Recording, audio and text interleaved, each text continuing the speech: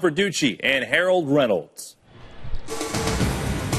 The remnants of Hurricane Arthur out of here. The weather could not be any better for what is the nightcap of a little day-night doubleheader. Everybody came early, watched the Red Sox beat the Orioles. Get out of here. We need to clean up this place. It's been around from 1912.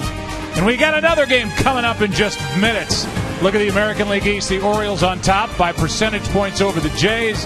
And you've got the Red Sox, 8 games under 500, only 7 games out of first place. And now welcome inside our broadcast booth, everybody. I'm Joe Buck.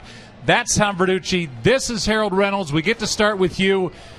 A big piece of the puzzle comes back tonight in the nightcap of this doubleheader for the Orioles, and that's Manny Machado. Here's the old bat toss on June the 8th. It got him in all 5 games.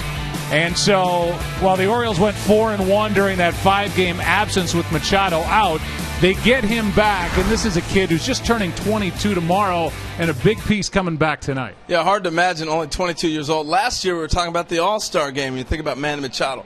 That's the type of ability that this young man brings. Now, he struggled early on in the year. We could actually say this is a return for the second time coming back from the DL earlier in the season, but he hit 5 home runs in June, was starting to swing the bat pretty good. He's a big part of the Orioles' success, and if he can get going again, it's just a nice piece for them to have. Yeah, early in the season trying to recuperate after the left knee surgery. So they get him back tonight, the first place club does. And now we look at the Red Sox. This is game 2 of this day-night doubleheader.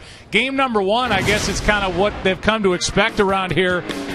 What are they, second to last in runs per game, the Red Sox in the American League? And here's how they win the first game. An infield hit, a good bunt, and then a blooper off the bat of Herrera. That's how they won. Great pitching.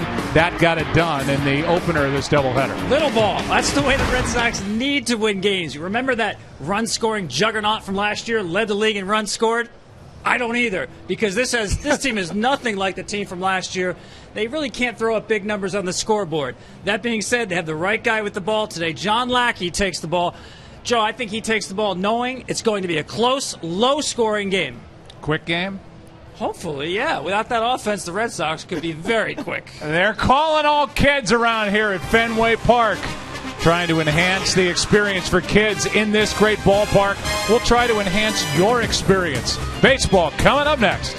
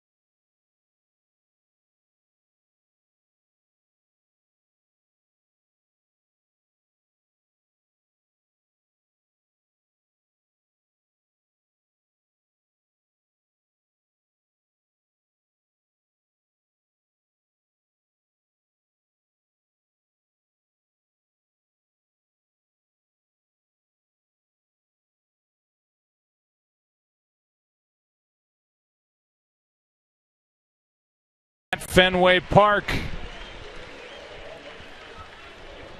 The Baltimore Orioles will check into this game with that first place standing in the AL East. They lead it off with Nick Markakis in right field. Steve Pearce, what an addition he's been.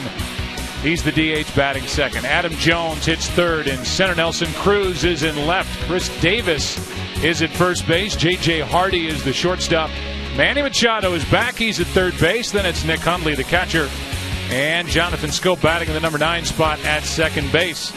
That lineup brought to you by Taco Bell. Sometimes you gotta live Moss. And what's it going to be for John Lackey in the way of run support? The right-hander brings this mark of 9-5 with him to the mound, making his 18th start, and he's getting ready to warm up with A.J. Pierzynski behind the mound. And you talked about it, Tom, during our on-camera. They do have the right guy on the mound. They had the right guy on the mound. The Red Sox did in the opener of this day-night doubleheader with Lester, who was great. And now it's Lackey, who has really pitched well and coming off a 5-inning victory. Yeah, his last 8 starts, Joe, 4-2 with a 3.19 ERA. And he's really turned into one of the premier strike throwers in the American League. So while he takes his warm-up tosses, we'll give you the defense for the Red Sox. Some changes from the opener of this doubleheader, and they have Johnny Gomes in left. He got that game-winning rally started with the infield base hit in the 9th inning. Mookie Betts in center, Daniel Nava in right. And around the infield, it's Holt, Drew, Pedroia, and Napoli. The catcher is A.J. Pierzynski with Lackey on the mound. And as Lackey gets ready for the Orioles here in the first inning, he will work with Mike DeMuro behind home plate. Mike Estabrook is at first. Jerry Lane is the crew chief at second base, and Jeff Gosney is over at third. And while we have a second, as Markakis is getting set to go, we will give you our Lincoln Motor Company keys to the game as Markakis walks in with his .292 average, 7 home runs, his 31 runs batted in. Well, the keys for me with the Orioles, Joe, deep thoughts. No, that's not what you think. They live by the home run ball. They've won only 7 games this year without one. And for the Red Sox, it's really simple for them. Since they have trouble scoring runs, they really need to play from out front. They are 30-11 when they score the first run of a game. So Markakis is getting set to go. Buck Showalter had a great visit with him before tonight's game. Same with the Red Sox manager, John Farrell. Both guys are rested, ready to go. Red Sox were coming off 2 off days because of a rainout here last night or yesterday afternoon, and the first pitch is a strike underway in the nightcap here at Fenway Park. Tell you what, from our position, we are so close to the field. You can see Markakis leaning. He leans over the plate. His whole hands, his whole body leaning all the way over the plate.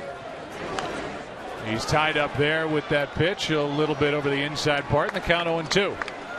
Remember old Tiger Stadium, Joe? Did you ever do games there? I did. You had to, if you were going to broadcast or be in the press box at all, you needed a glove. I mean, you were sitting right there in firing range with anybody at the plate. That overhang. And this reminds me of that. Not quite as close, but you're just right there. What a great position to watch a game. Here's the 0-2 pitch. Little fly ball into center, in and now back for the relatively new outfielder, Mookie Betts, one away. And that's what you'll see with John Lackey, even on the 0-2 count. He's not a guy who wants to waste a lot of pitches. Mr. Aggressive on the mound with all of his pitches. That was our little spot here at Fenway Park. It's been around since 1912. As the number 2 man, Steve Pearce, will dig in. And where would the Orioles be without Pearce, a guy they released in April? Really bounced around in his career, and now here he sits at .329 with 10 homers and 29 RBIs. Oh, he's been terrific. And you know, he always gets off these quick starts, but I think the relationship he's had here is one of the reasons he came back. That is hammered foul, and the count 1-1. You remember one of your childhood heroes, George Hendrick? Oh, yeah. You know, he has that closed stance like George. You don't see that much in today's game where guys close their stance off. Not quite as predominant as George or maybe Doug DeCinces for taking folks way back, but he closed his stance off. and he can still hit that pitch inside. That's what's interesting to me, Harold, is that he does start with the closed stance, and he hits from a closed stance. A lot of guys who have that front foot closer to the plate will open it up as the pitch comes in. He actually swings over that front leg and obviously has no problem generating power. Set up here by Lackey at 1-2 with one out. And that misses outside, 2-2. George Hendrick was one of the first guys to wear long baseball pants. Yes, you're right. He used to be the exception. Now everybody, for the most part, wears long baseball pants. Here comes a 2-2. Brzezinski tried to frame it, a full count. Yeah, Lackey wanted that one. That's close. It's a great eye, but it's off the plate. But that's one of those pitches with 2 strikes sometimes you might get. Here's a look at it. You're right. Look at him trying to bring it back, Joe. He's trying to cheat, Joe. AJ. Here comes a 3-2 pitch. And still a full count. How about during the series against the Rangers, which turned into a 4-game sweep? Monday through Thursday, hit .467 with 3 home runs. Had a 4-hit game.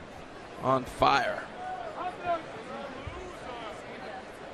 A 2-homer game and then a 4-hit game, and now he is on with 1 out here in the first inning against Lackey. If you notice his swing from that position, he stands himself. All he's doing is using his hands. Watch him just throw his hands right here, ball down and away. If it's in, he generates the power, but all he's doing is throw your hands at the baseball, take it back up the middle. Nice piece of hitting. So 1 on, 1 out for Adam Jones, and his manager, Buck Showalter, who is in his 5th season as manager with the Orioles, didn't have anything but positive things to say about the development of Adam Jones as a leader in the clubhouse for the Orioles. And Joe, as he talked about Adam Jones, I couldn't help but think what he means to the Orioles is what David Ortiz means to the Red Sox. He's that important. Strike 1. You'll see a lot of this. I love this matchup. We talked about how aggressive Lackey is. You're not going to find a more aggressive swinging team than the Baltimore Orioles, especially this guy here at the plate, Adam Jones. Adam could be headed for his 4th All-Star game, 3rd straight. On the outside looking in with regard to the voting, but having a fantastic season as he swings at the first 2 pitches in the hole, 0-2.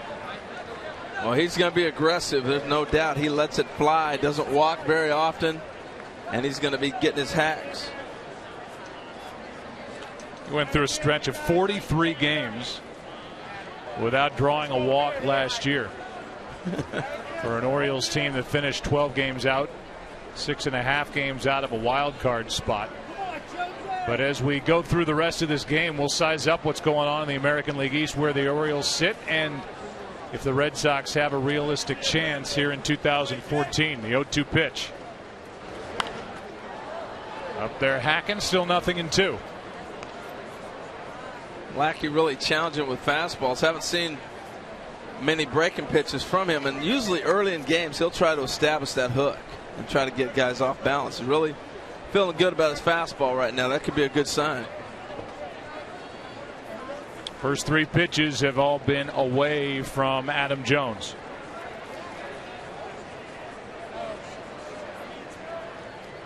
There goes the runner Pierce, and that's foul.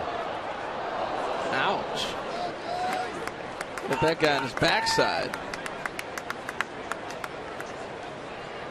That's when you rub it. They say don't rub it. Watch this. Boom. Right off the old hip. Just getting into his seat here in the first inning at Fenway Park. Welcome to the Orioles and the Red Sox. Ow. Anybody see the ball around here? Get the bruise and no baseball, as Adam Jones, who has 10 home runs since the beginning of July, had 5 in May, had only 1 through the end of April, so he's been heating up. Over but low, ball 1. I was going to say, I was curious about them. Steve Pierce tried to run on the 0-2 pitch with Jones, the one he fouled off into our fan over there. I think he'll try to run in this count here, but he didn't run 0-2. And I thought with the percentages of Lackey why not pitch out or put one on the corner, maybe see if you can throw him out? I know they're pitching Jones away, but A.J. was coming out of the chute to throw there. He didn't run. I think he runs here. He does not. There's a strikeout, and the throw down is not in time as Pierce gets back to the bag with 2 out. Yeah, A.J. thought a better throw. He had him. Pierce with the real strong secondary lead right here. A little too far. Good throw. I think he does have a chance. But you're absolutely right about Lackey. You know, he's a guy you can run against. Last 4 or 5 years, the stolen base percentage near 90% on John Lackey. He's done a better job varying his holds, but a guy who likes to throw breaking balls, a little slow to the plate. You don't have to necessarily have speed to have the stolen base in play. Well, here's Nelson Cruz, and those numbers are ridiculous.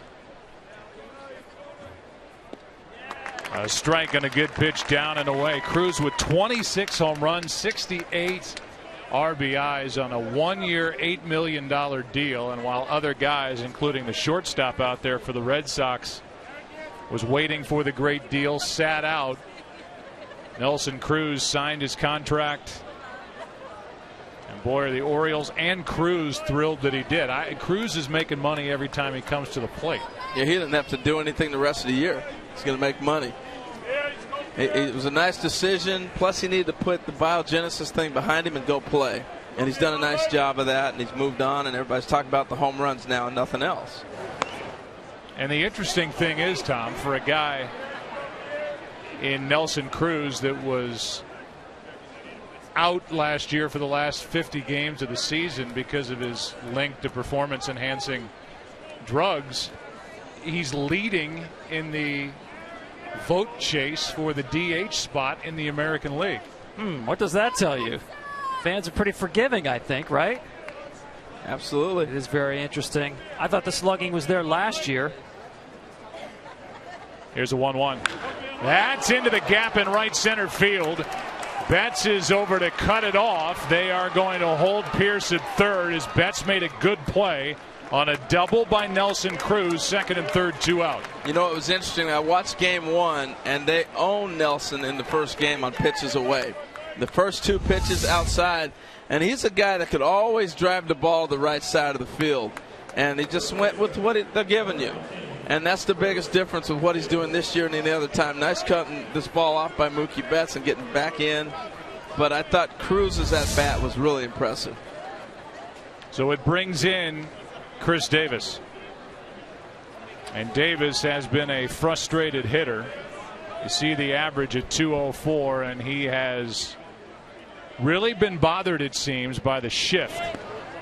And he's admitted as much as he comes up empty, strike 1. A little bit of a modified shift here in this count.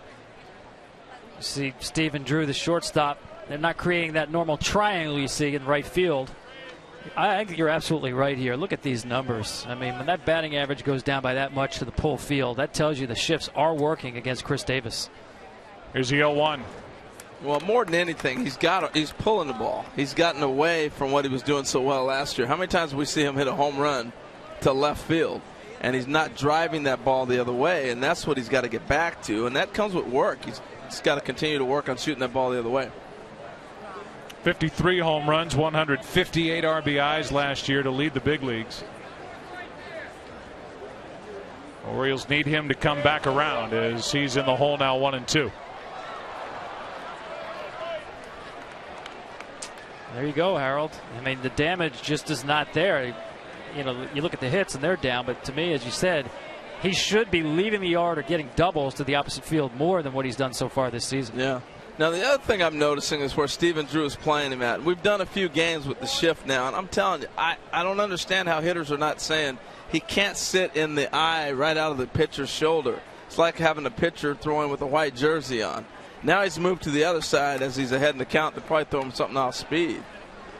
Here's a 1-2. Or in. Yeah, a little cutter. Try to get in on him. That's interesting. I don't know why you sit right in the middle there and you're telling him basically, I'm going to move this side, they're going to pitch you in. I'll go away, they're going to pitch you out. It's right there in front of the hitter. Talking about the positioning of Stephen Drew at short. Crowd's into the ball game now with a 2-2 pitch. Strikeout ends the inning. And John Lackey strikes out 2, strands 2, and after a half, with Ubaldo Jimenez coming to work on the mound in the middle of the action, no score.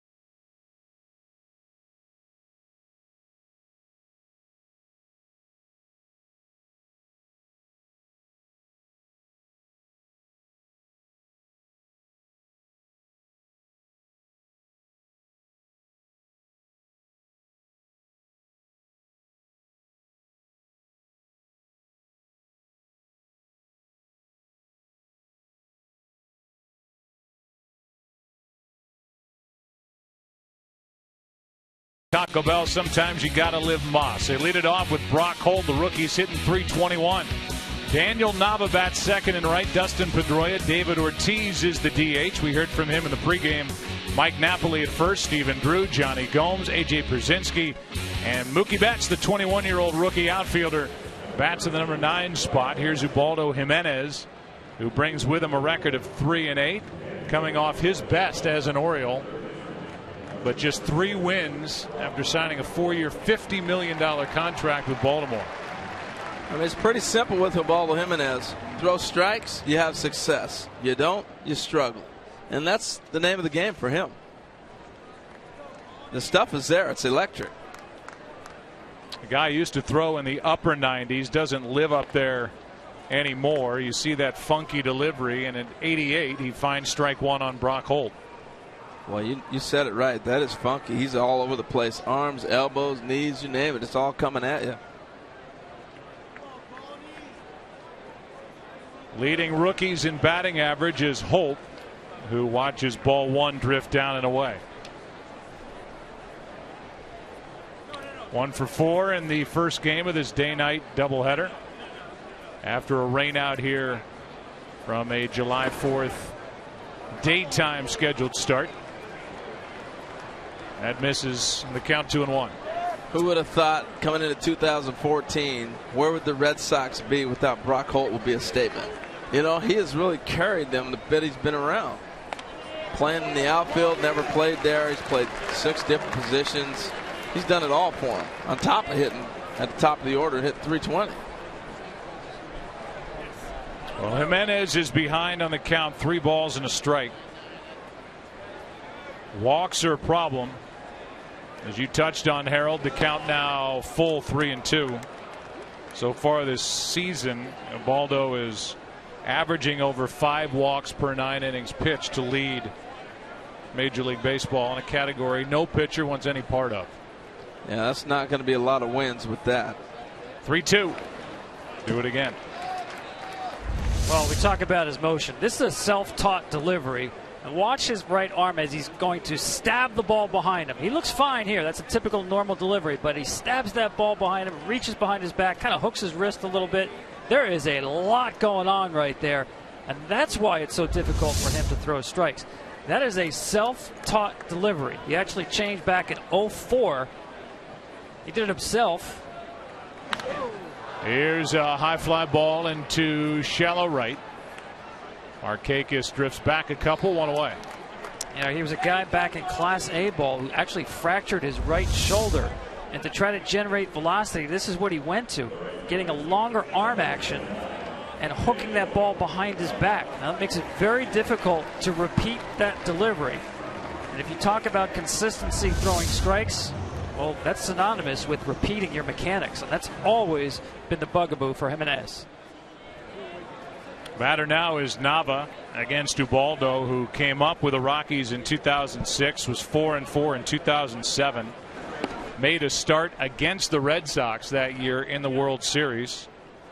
Was here at Fenway Park, took the loss in Game 2.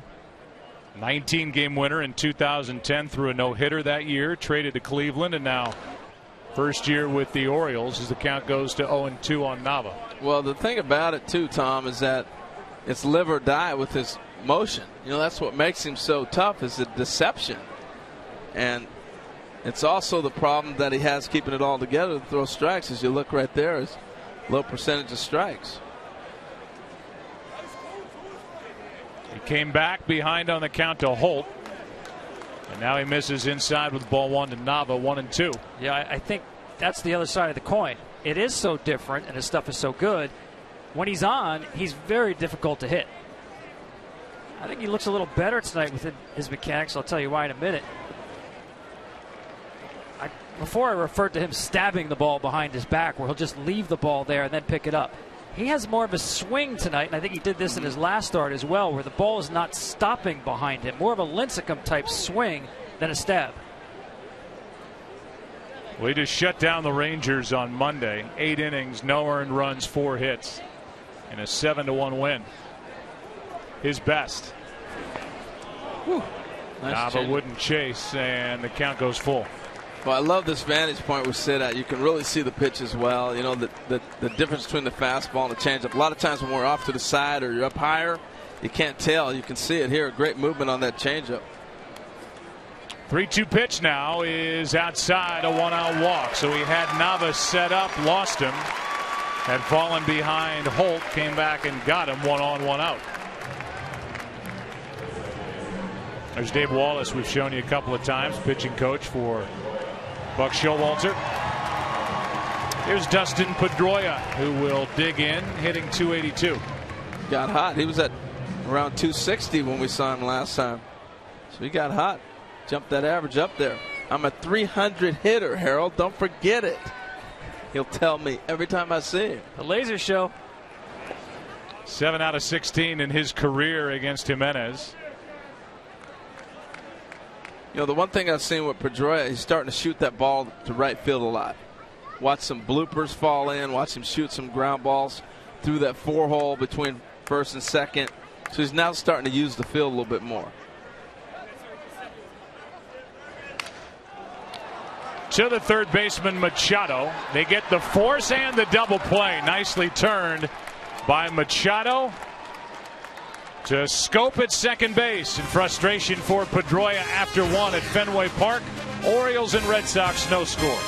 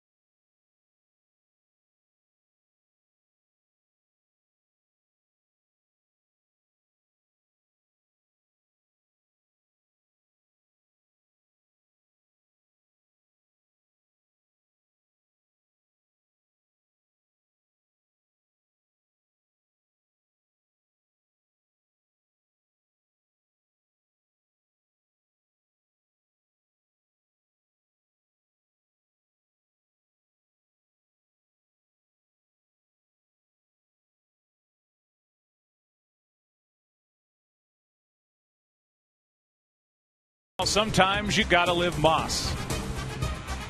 Second inning rolls in, no score. Red Sox and Orioles. Red Sox won the opener 3-2 on a walk-off base hit by Jonathan Herrera, first of his career. Sixth walk-off win of the season for the Red Sox to get them to within 7 games of the top spot in the AL East. That's on the outside corner. And the count 0-2. Tell you what, when you live on the outside like Lackey has established with all the right-handed hitters so far, you're going to get that pitch. That ball's a little bit off the plate, but you're going to get it when you establish it. J.J. Hardy looks at one outside through 77 games last year. Hardy, the guy at the plate, had 15 home runs. This year, 2. But the average right around the 290 spot as he reaches for it. Checks on Stephen Drew. Dropped, and that'll be an error. Not a great throw by Drew. Typically, he's one of the best from the shortstop spot. And that little sinker, and Napoli couldn't come up with it. Yeah, it's got to be caught, though. I think he expected it to hit the ground. That's that one that's really tough that you think it's going to short hop me, and it stays up a little bit longer. I'm sure if you ask Napoli, he'd think the same thing. How about a 3-error first game? Pedroia had one with this wide throw. And then this cost the Red Sox the only 2 runs they would give up to the Orioles. Lester had the other. Lester was great. 8 innings, no earned runs. Coming off that outstanding start we witnessed. 8 innings, no earned runs last Saturday at Yankee Stadium. Here's Machado. They give the error to the first baseman, Napoli. And a strike is into Machado, 0-2. There's Lester. Tired of talking about, and I'm sure thinking about, his pending free agency. I just think he's a guy that they have to keep. It's so hard to get left-handers to pitch in this ballpark. And to do what he has done in this uniform, in this ballpark, it warrants the contract. Well, especially for me, too, Harold. The durability, reliability, knowing this guy's going to give you 200 innings every year. You take him out of this rotation, you don't have many guys you can say that about. Clay Buchholz still is not in that category. And, yes, they have some nice arms in the minor leagues, but they're not John Lester. He's gone 6 straight years, 30 or more starts. Yeah, that's amazing. I think they might have learned a lesson here, and of letting Jacoby Ellsbury get away. Because when you have your homegrown, I hate to see teams run it all the way out to the end instead of locking the guy up well before time. But they're at that point now. Runner is going. That's Hardy on a foul. Back to the screen. Ken Rosenthal is with us. Ken Rosenthal, if you were a betting man, and I know that you're not, you think John Lester comes back here in 2015? I'd say, Joe, it's 50-50. And there has been talk of negotiating during the season, resuming those talks. But remember, they only offered Lester $70 million. That's $15 million less than the Cubs offered Jeff Samardzija. A year less service time, less accomplished guy. So with Lester, he doesn't want the distraction. He doesn't want a prolonged negotiation. And he also doesn't want a situation where, say the Red Sox offer him, for example, $100 million. He rejects it, and then it leaks out. At that point, fans might look at him differently. He just would rather wait until the end of the season, and then, of course, we'll see what happens. But, Ken, wouldn't you think with the numbers that are out there now that Kershaw, as we see him running on this play, we got a double play. Strikeout and a throw out. The double play is Pierzynski, and now they're going to say there was interference at the plate anyway. Or I don't know. The home plate umpire walked out there and said something to Lackey. It was a strike him out, throw him out double play. And maybe there was something with the bat coming back around on the swing. It's that long backswing of Manny Machado once again. And it did catch A.J. Pierzynski in the back while he was getting up to make the throw. Check this out. Right in the back. And the home plate umpire is all over it with the proper call. And well, Harold, we talked to Manny about that. He actually grew up with a drill hitting off a tee where his coach was emphasizing him to have that long follow through to extend through the baseball. Well, we got a few things going on here. Buck Showalter not sure about the tag at second if Hardy was safe or out. So I think they're going to challenge that. But I learned a rule the other day, Joe, in that with that backswing. I was watching a game the other night when Singleton from Houston backswung and hit a ball and knocked the ball out of the catcher. So you get a better look at this, Joe. What do you think? Well, we need to. Tough to see with that angle. See, and see if we have it here. And Pedroia doesn't leave the throw on him, but if you get the interference, what happens? Well, I think he's out either way. I think so. He's out on the tag. I don't see anything to refute the call on the field as it is. So back to the interference play. I mean, if the umpire called interference with the catcher, that's one thing. But if you swing and you incidentally hit the catcher, and he, like this happened the other night in the game, he dropped the ball, then the catcher, then that pitch is called a strike. So have the hitter with 2 strikes on him, and the play would be dead. He'd have to go back to first base. So we could have the same type of replay scenario that we saw in Oakland the other day, where the manager says, "Hey, hold it. Let me go back and check this ruling again." I don't know if AJ's been watching any World Cup, but he sold this call. When he gets hit, gets rid of the ball, he hits the deck. Make sure the umpire knows he was interfered with. I think he's safe at second. Did you? But the call with the home plate umpire,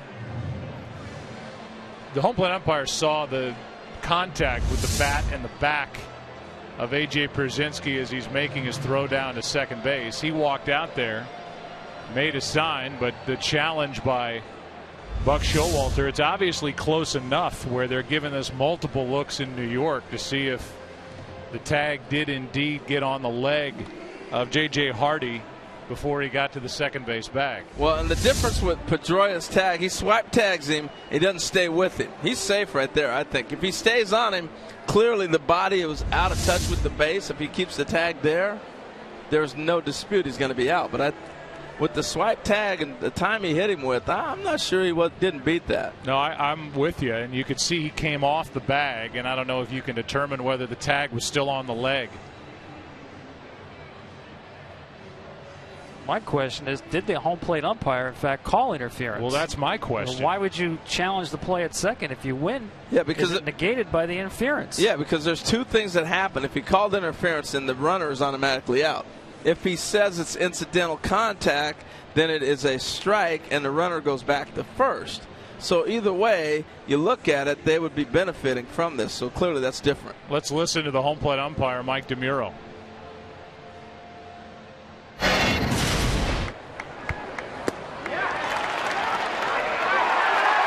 I was just getting you on the backswing. Yeah, you go through him out. He hit you, though.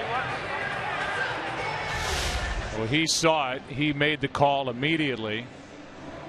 And this is as long of a delay as we've had on any one of our Saturday games to this point. See, but here's what's puzzling, Joe. If he called interference, hey, I saw he got you, then this conversation is mute. Well, why are we having it? It's out. It's a double play, right? I would think, but you know, again, we talked about this early on in the season. Now they show the replay on the board here at Fenway Park. We're going to get the call, it appears, momentarily. But because there's no umpire like you have in the NFL, now they're talking about interference. You can read the lips of Mike DeMuro, and he and Jerry Lane are going to talk about it. And so I think this is going to be the topic. Yeah, he was safe, but your hitter, Manny Machado, interfered with a catcher on the throw down to second. And I would imagine Buck Showalter then would maintain the challenge. He's going to explode. Because there's one of 2 things that's got to happen here. Either he is out and it's a double play, or the runner has to go back to first because they're calling it a strike, and that ball's dead, and he has to go back to first base. Yeah, he might have called just the incidental contact there where the throw was not hindered. And they're going to put the runner back at first base, and now you're going to have John Farrell come out and get an explanation. So here's the deal, that the umpire can rule that a guy can swing his bat, and if it's incidental contact and the umpire rules it that way, it is considered a strike, and the ball is dead and the runner goes back to base. And that's what they're ruling. It was not it was not interference with the throw, because he must have deemed in his mind that AJ got rid of the ball anyway. and it wasn't a problem, and it didn't affect his footwork or his delivery. So this is officially an overturn of the call on the field. And now A.J. Pierzynski is going to get an explanation from Mike DeMuro. And the difference is interference with a catcher or incidental contact. And because it was ruled incidental contact, the runner gets to come back to the bag. John Farrell has been talked to by the crew chief, Jerry Lane. He goes back to the dugout. And because of that incidental contact, it's 1 on 1 out. Because the tag missed the leg of J.J. Hardy on the stolen base attempt. He goes back to first base because of the contact. Well, yeah, and what it is that play now, once he swings and he's contacted with the hitter, it's dead ball. It's dead ball. It doesn't matter if he's out at second, safe, whatever. You go back to the base you came from. So the amazing thing to me is these umpires know all these rules off the top of their head. Here's a little comebacker that Lackey will flip over to first. And we will hear the explanation, a short one given by Mike DeMuro, the umpire, to John Lackey. They overturned it at second, made him safe. So he's going back But there. he has to go back to first on the backswing interference. So on the backswing interference, there's that interference word as opposed to incidental contact, but it's a runner now at second, 2 out for the number 9 hitter, Jonathan Scope. That doesn't make any sense. Well, they did overturn the call. Right, but it's a dead ball. He shouldn't be able to even go there anyway. You follow what I'm saying? The play, once the contact is made with the catcher, it's strike, dead ball, runner goes back. It doesn't matter if he was thrown out or saved. Well, in that case, there'd be no reason to overturn. No reason to issue a challenge. It's news to me. First pitch outside to Scope, who's hitting .221. And now another one outside. The count 2-0 with Markakis on deck. Harold, I really liked your point about the swipe tag by Dustin Pedroia. What I've seen this year, most middle infielders, if not corner infielders, are going to the tag in which they leave the glove down on the ground because, let's face it, without replay, there's no question the runner's out when the ball beat you out of bag, whether you tagged them high or low. Now you literally have to tag before the foot hits the bag. 2-0 pitch is hit high in the air to left. The ballpark will hold it. Gomes is there. And through all that, it's a scoreless half inning for Lackey. Bottom of the second rolls in. Red Sox coming up. No score.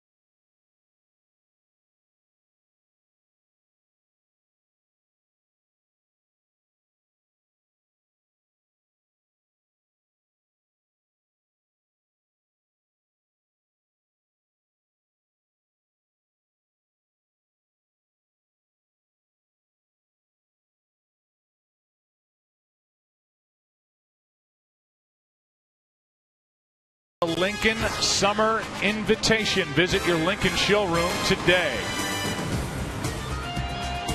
USS Constitution, the oldest commissioned warship still afloat, launched in 1797. Went out for annual Independence Day tour on Friday. Even the remnants of Hurricane Arthur could not stop that tradition. This great American city, Boston, Massachusetts, bottom of the second inning, no score. David Ortiz first up. The pitch is inside for a ball from Ubaldo Jimenez, who got around a walk with a double play. Hit into by Dustin Pedroia. Brilliantly started by Manny Machado at third in the bottom of the first inning. The Platinum Glove Award winner is the best at that position, and you don't see somebody come along that often with the ability, a former shortstop in the minor leagues, to play third base as well as this now 21-year-old, 22 tomorrow. He's played third so great you almost think he has to stay there. You know, there is talk if J.J. Hardy, who's a free agent, leaves, they'd move Machado back to short, but he's been so great at third. It's been amazing. Well, what's interesting to me is last year we saw Machado overplaying short right field in these shifts, and I like that idea from Buck Showalter. Take your best defender and put him in the area where you're most defending. I think this shows the confidence that they have in Jonathan Scope that he can play that rover position out there in right field. 3-1 pitch is over but low, and a leadoff walk from Jimenez. Manny Machado, the Platinum Glove Award winner last year, and he proved in a short time, but not just the range, but the strength of his arm, which I don't know how you get that to first base for an out. That was crazy, wasn't it? That was a sick play. That was like play of the year. Amazing. Kick the ball away and still throw it across the diamond. Just to not give up on the play after you kick it. Know that you can still have a shot at the out and then get it. Here's Napoli.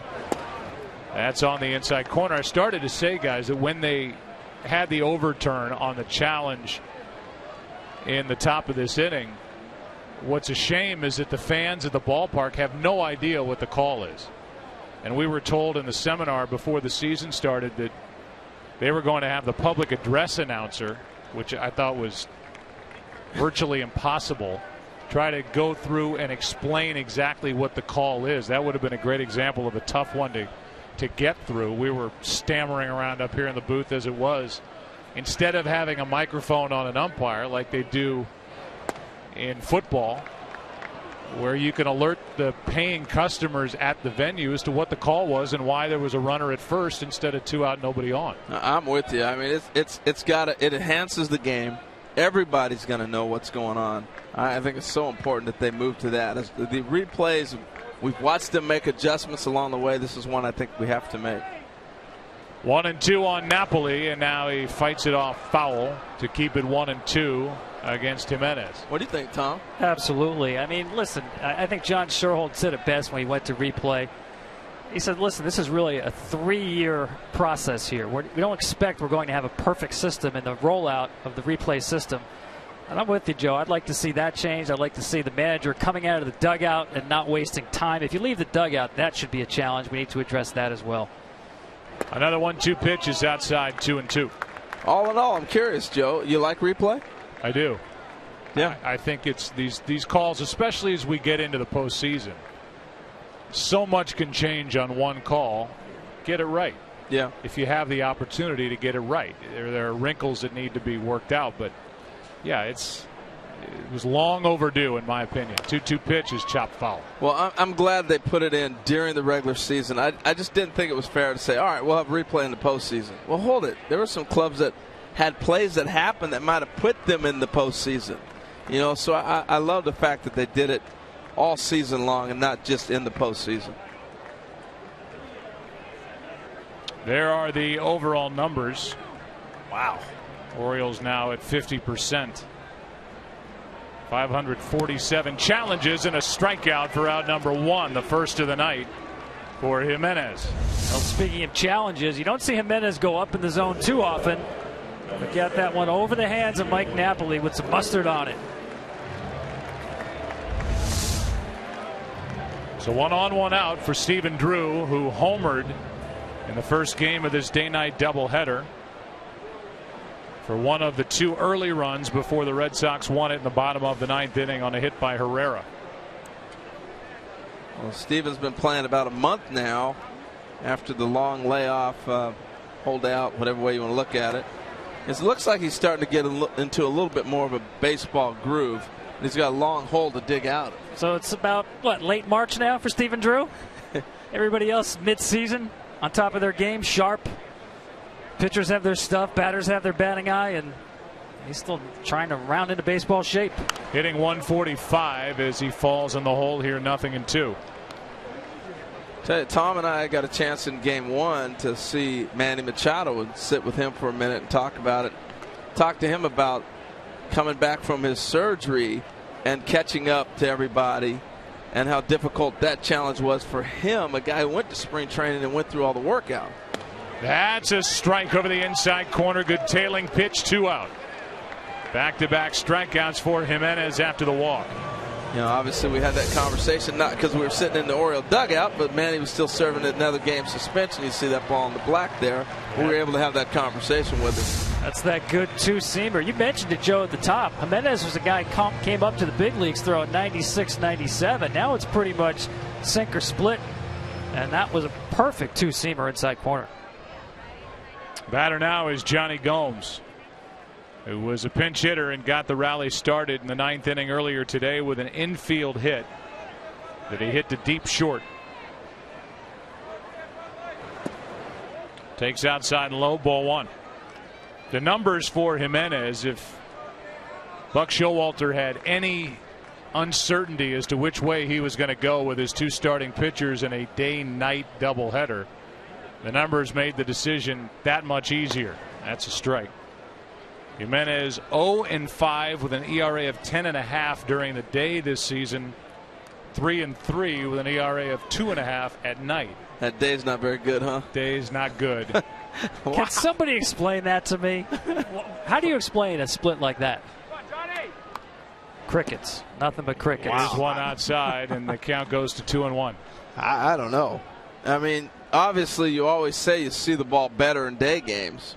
You know, so do opponents see the ball better? But that's crazy. I've never heard splits like that ever. Maybe he's born at night. 2-1 the count, and now 3 balls and a strike. Well, the sun hasn't totally set here in Boston, so Orioles hoping that he can maintain until darkness falls on Fenway Park. Here's a 3-1 that bounces in. 2 walks with the 2 strikeouts in the inning, and that's now 3 walks in the game already for Jimenez. I mean, you can walk guys. The key is to make sure you don't get burned, but you know, walks lead to runs most of the time. It's been frustrating for A.J. Pierzynski, who's hitting .253. Not producing like he wanted to with his 4 home runs, 31 RBIs. In fact, he thought he had a caught stealing in the top of this inning, and that was taken away because of a replay. So yes, he'll be anxious for the All-Star break to be able to hit the reset button and dive into the second half. Well, the Red Sox at this moment are very much alive in the division. That's in the air to left. Coming to get it is Cruz to end the inning. And now the Red Sox have stranded 2. Let's go to the 3rd at Fenway Park. Little late day row on the Charles. Back to Boston after this from your local Fox station. No Score.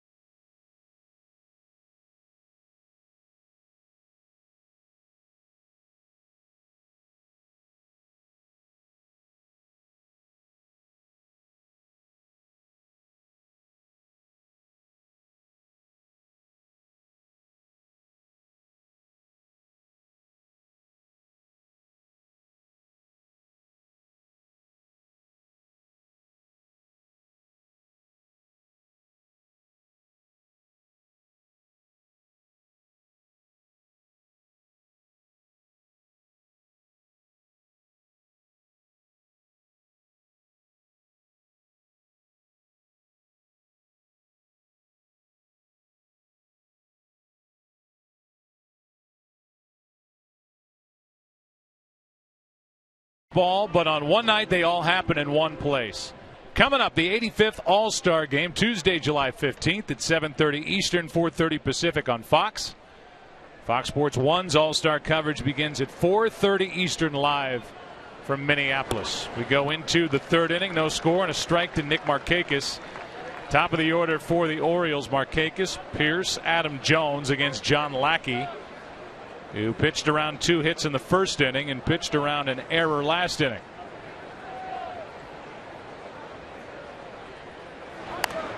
That's strike 2. Just to go back momentarily to the top of the second, and I'm sure everybody's tired of talking about the caught stealing, not caught stealing, the interference with the swing by Machado bothering A.J. Pierzynski, and then the challenge by Buck Showalter. But what really happened was the umpire should not have allowed the challenge.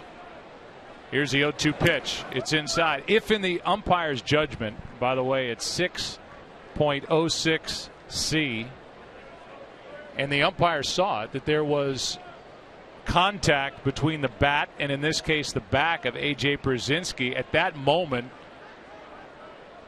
the ball is in essence dead, play stop. The runner cannot advance. Here's a chopper left side.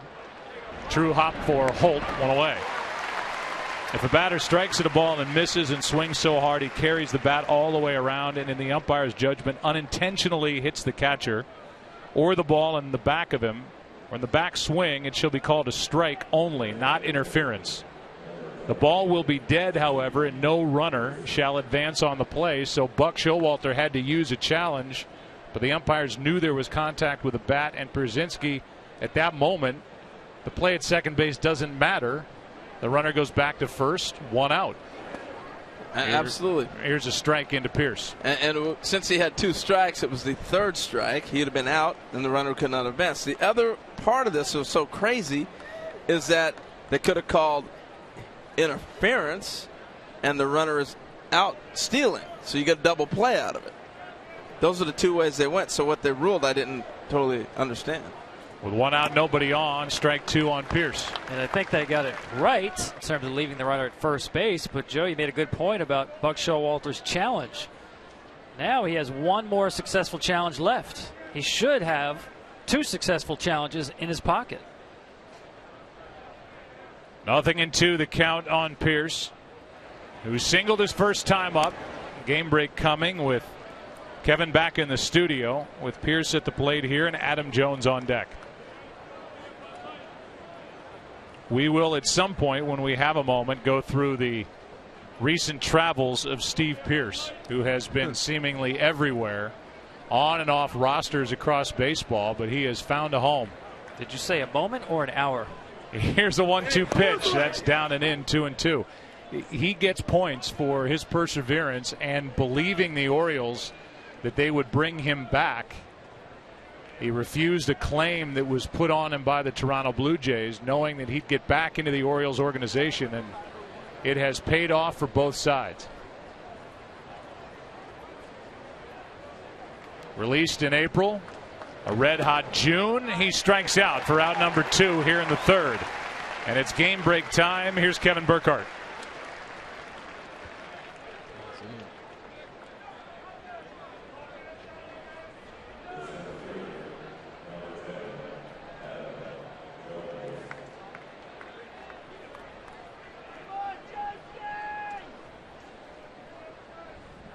All right, Kevin, thank you. So with Toronto and Baltimore at the top, the Yankees right there, 3 out. The Boston Red Sox are 7 out, 8 games under 500. Tell you what, I'm curious who's going to be that club like the Dodgers that have a run that kind of separate themselves in the East. You know, we saw Toronto go on a run early, and they ran out of steam. Somebody's going to have to get on that run. Well, I'm not sure if we'll see 42-8 in a long time. That's what the Dodgers did last year. Even the run they've been on this year, you know, that vaulted them 9 games, 9.5 out of behind the Giants, and all of a sudden they're in first place by the time we blink. Yeah, the numbers are crazy. 9.5 out with the Dodgers on June 8th. They went 15-6 the rest of the month. The Giants went 4-15. The Dodgers climbed to a half-game lead by the end of the month. Wow. And here is a look at that. Now today, a game and a half out are the Giants. It looked like the best team in the National League after the first 2 months. 2-2 on Adam Jones. But do we have a team like that in the American League East? I mean, we watched Oakland in the West, and the Tigers have done it so far in the Central. Do we have that in the American League East? Do we have that team? Great question. I do think, though, Harold, I think some teams, no teams mentioned here, are deluding themselves into thinking, that there's nobody who's really good in this division. This division will be won by someone who wins, I'm going to say, at least 88 games. In other words, if you're hoping for that one wild year where 82, 83, 84 wins get you in, I don't see that happening. This Baltimore team is a good team. The Toronto team is a really good team. I don't see them falling down to that kind of level where you can backdoor in the AL East. 2 balls, 2 strikes on Adam Jones.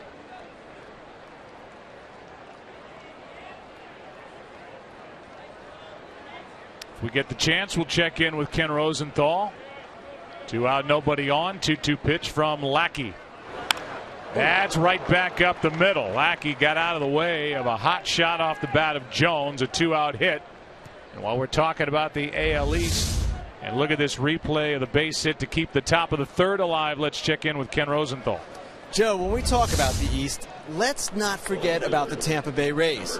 Now, obviously, their deficit is quite large, 8.5 games coming into tonight. But remember, back at the start of the season, a lot of people thought this team could not only win the division, but get to the World Series. The Rays thought internally that this was their best team. So what if they're the team that goes on the run? At that point, do they trade David Price? 1 on, 2 out. The batter is Cruz, and he shoots one into right center field again. This ball gets down. Nava gets it back into the infield. They're going to hold Jones as Cruz has gone 2 for 2 with a double, now a single. It's 1st and 3rd, 2 out. Well, I thought we were going to see a great catch from Mookie Betts right here. Cruz decided, hey, I'm going to right. It looks almost identical to the double he hit his last at bat. Takes the ball and shoots it that way, but man, did Mookie Betts cover some ground. He was low flying. I thought he was going to get there.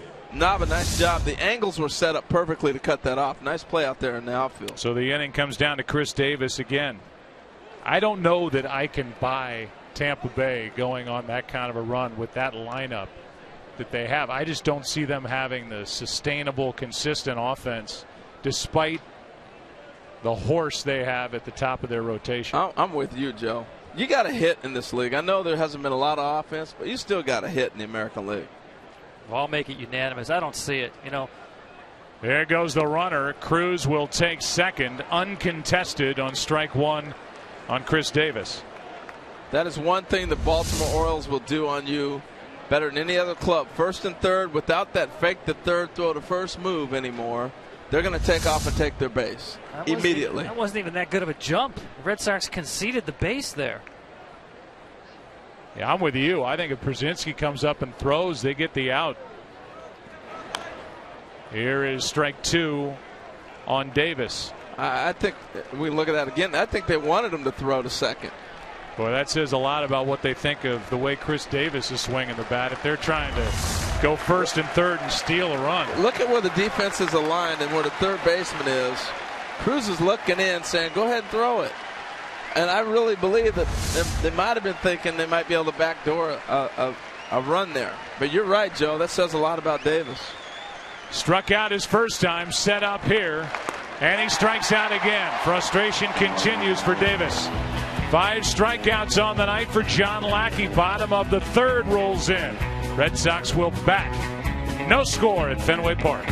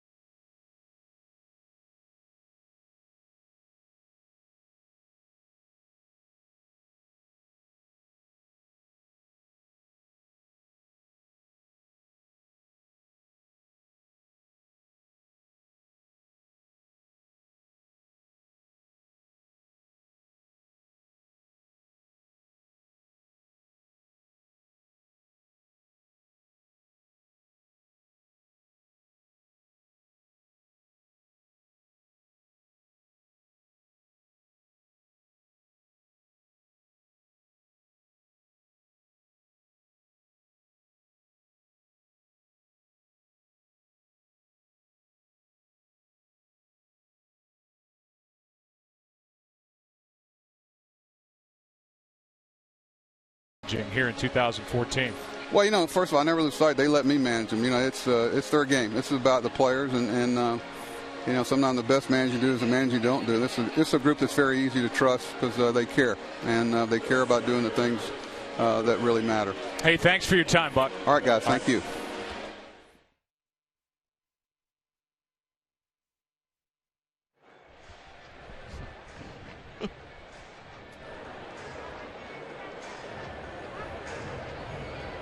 Mookie Betts will be the first hitter, the number 9 man in the order for the Red Sox. No score. Bottom of the 3rd inning, Betts, then Holt, then Nava against Ubaldo Jimenez. We just had a chance to talk to Buck Showalter during the break.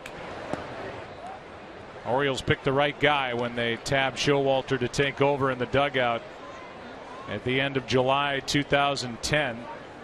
His 16th year as a big league manager, and there's not much that gets by Buck Showalter. 58-year-old, he has seemingly seen and done it all, and he is without a doubt the man in charge here with Baltimore. 2-0 the count on Betts. Jimenez has walked 3, finds the strike zone. It's 2-1.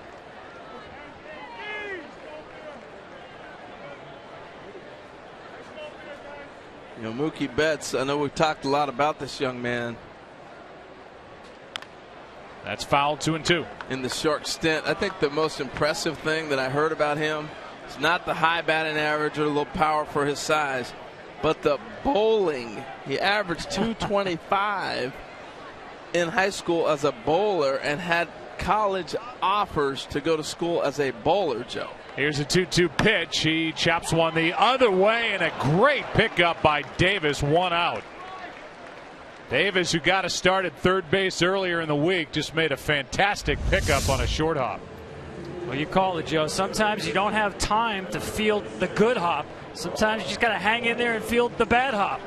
And that was a difficult hop, as you mentioned. He gets it with the backhand. He did a couple things nice there. One, he was in front of it. If he misses it, he knocks it down. But I don't know if you get Mookie if he knocks it down. That's a terrific pick. Nice call, too, young man. As Holt digs his way in, we're going to hear momentarily from Buck Showalter. Brock fly to right. His first time up. 1 for 5 on the day. 0 for 1 in this game. And he takes outside. The first question to Buck was about his starter, Ubaldo Jimenez, and if he likes what he sees so far. What does everybody say? Wildly effective? It is what it is. More times than not, he's going to give us a chance to win. His deception and his delivery is part of his deception, and sometimes it gets out of sync a little bit. But Dave Wallace and him have been able to do some things to get back in sync a little quicker than he has in the past. But we'll see how it goes. So far, there's a 0 on the board. Yeah, you guys are sitting in first place. You have to really feel good about the group you're managing here in 2014.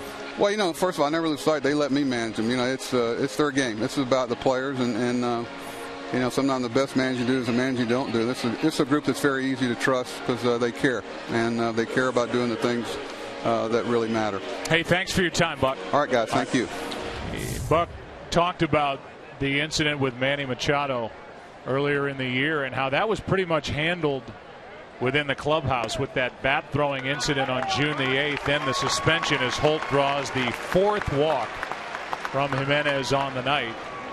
He said there are a lot of men in that clubhouse, and they took the young 21-year-old Manny Machado right after that game aside and talked about how that wasn't the Oriole way. That's not the way we're going to do it. He got the suspension. The Orioles went 4-1 during those 5 games, and Manny and these Orioles will chalk it up to a learning experience. Frustration boiling over for Machado, who felt like the pitcher was going after that surgically repaired left knee.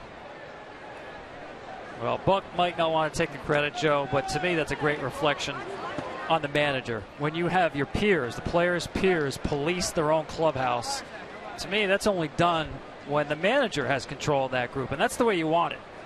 Message, and Harold, you know this, is much more powerful coming from one of your teammates than it is from the manager. Yeah, it is. The difference, though, in this generation of baseball, we have so much turnover and so many young players. This is one of the few clubs where you have enough veteran guys that are older, they've been around, and they can go to somebody and have a conversation. Sometimes that conversation turns into a confrontation instead of a learning lesson unless you know how to deliver that message properly. And that's, you run into that with players sometimes. That can be a problem. I think that's what's happening in Washington with the Nationals and Bryce Harper a lot.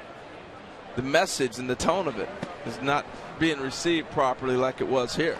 1 ball, 1 strike on Daniel Nava. You think back to those great rivalry years. Rivalry obviously continues, but the Red Sox and the Yankees, Joe Torre had that in New York with that veteran clubhouse, Jeter, Rivera, Bernie Williams. I mean, right on down the line. Terry Francona was managing a group here with the Boston Red Sox. It was about as wild and off the wall with Manny Ramirez and Pedro Martinez and Curt Schilling and David Ortiz. He had a lot of big-time personalities in that clubhouse. That's why I thought Francona, hands down, did the most brilliant job getting them to win it all in 04 and again in 07. An amazing job with those big personalities. Runner goes. That's Holt. Here's a fly ball into left, sending Cruz back. Holt has to re-tag second base, and he'll get back to first with 2 out.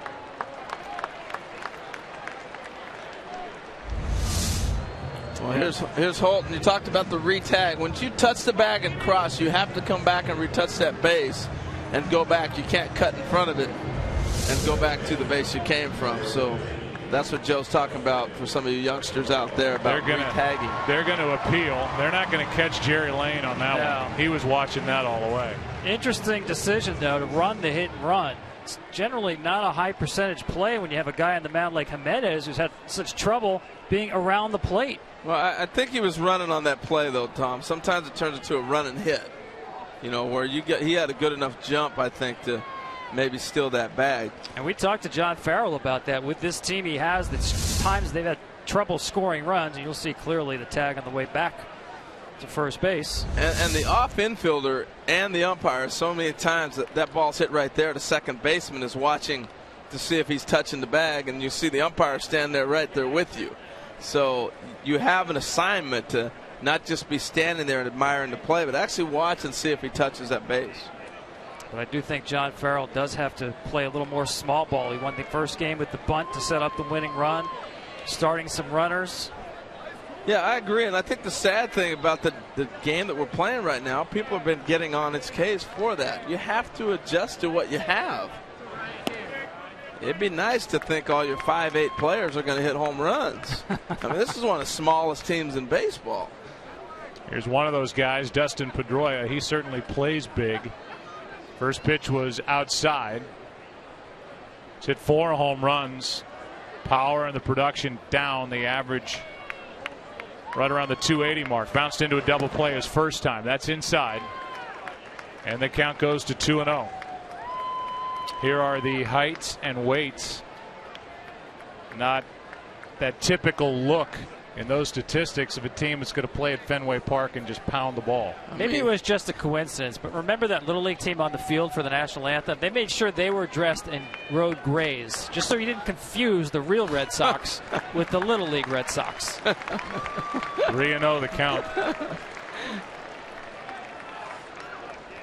Well, the little man at the plate, you can green light him. He's got as much sock as anybody. But, man, this is one of the smallest teams out there.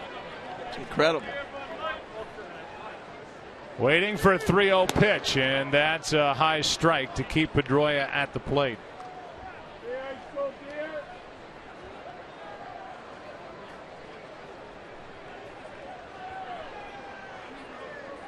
So Ortiz on deck.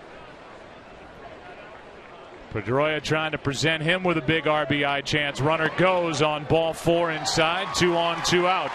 And 5 walks handed out by Jimenez.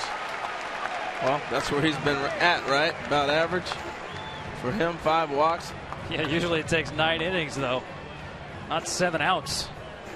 So you get the pitch count up. This is a versatile and I would say deep bullpen for the Baltimore Orioles. They've got some question marks. They've got some talent. Their rotation. They're young, not really established guys. But that bullpen on a night when Ubaldo's getting the ball to start the night, they know they could have a long evening ahead of them. It's crowded out there too, Joe. 26-man roster for this second game of the doubleheader. Preston Guillemette was brought up He has to go right back out after the game. That's a strike to David Ortiz. And they actually get a little lucky with Jimenez throwing. You got that extra arm out there because this can turn your whole week around when you get into that pin early. And I'm looking at this shift. You see Scope out there. Tom, you're talking about that rover position he's playing out there earlier. Ortiz in the hole, 0-2. You know, the other thing about Scope, where he's playing at, that people forget, you better have some arm strength to throw a guy out from there, too. Yeah, it may be Ortiz running, but if he hits the ball on the ground that's not a dart,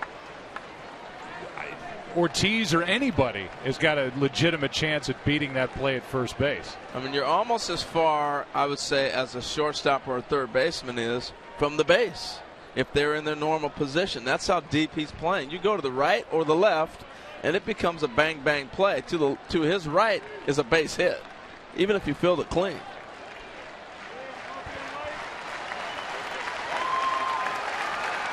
Oh, 2 the count, 2 on, 2 out, and a strikeout ends the inning. Jimenez gets around 2 more walks, and we've played 3 on a Saturday night baseball night in America. Orioles and Red Sox, no score.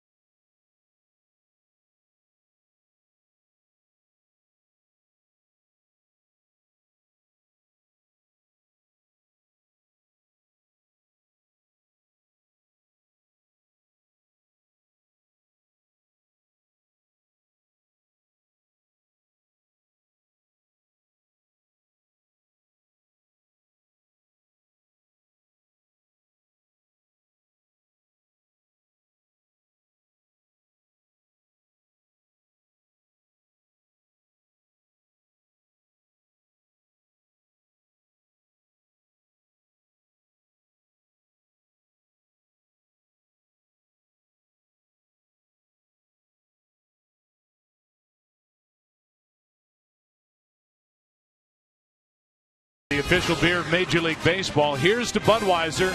Here's to baseball. And by T-Mobile.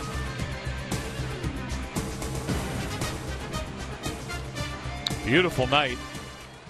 Temperature is down, a cool Saturday, July the 5th. And John Lackey goes back to work. No score, 4th inning. First pitch is a ball to J.J. Hardy, who is 0 for 5 during the day. 0 for 1 tonight. That's over but low, and the count 2-0. I'm always curious how guys make adjustments as the game goes on, and he is just living on the outside half against these Orioles right-hand hitters. Just living out there. That's over the heart of the plate, 2-1.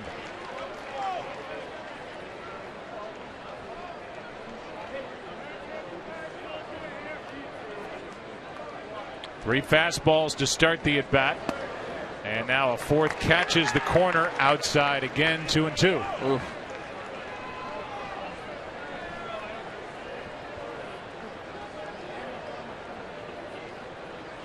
Back away again.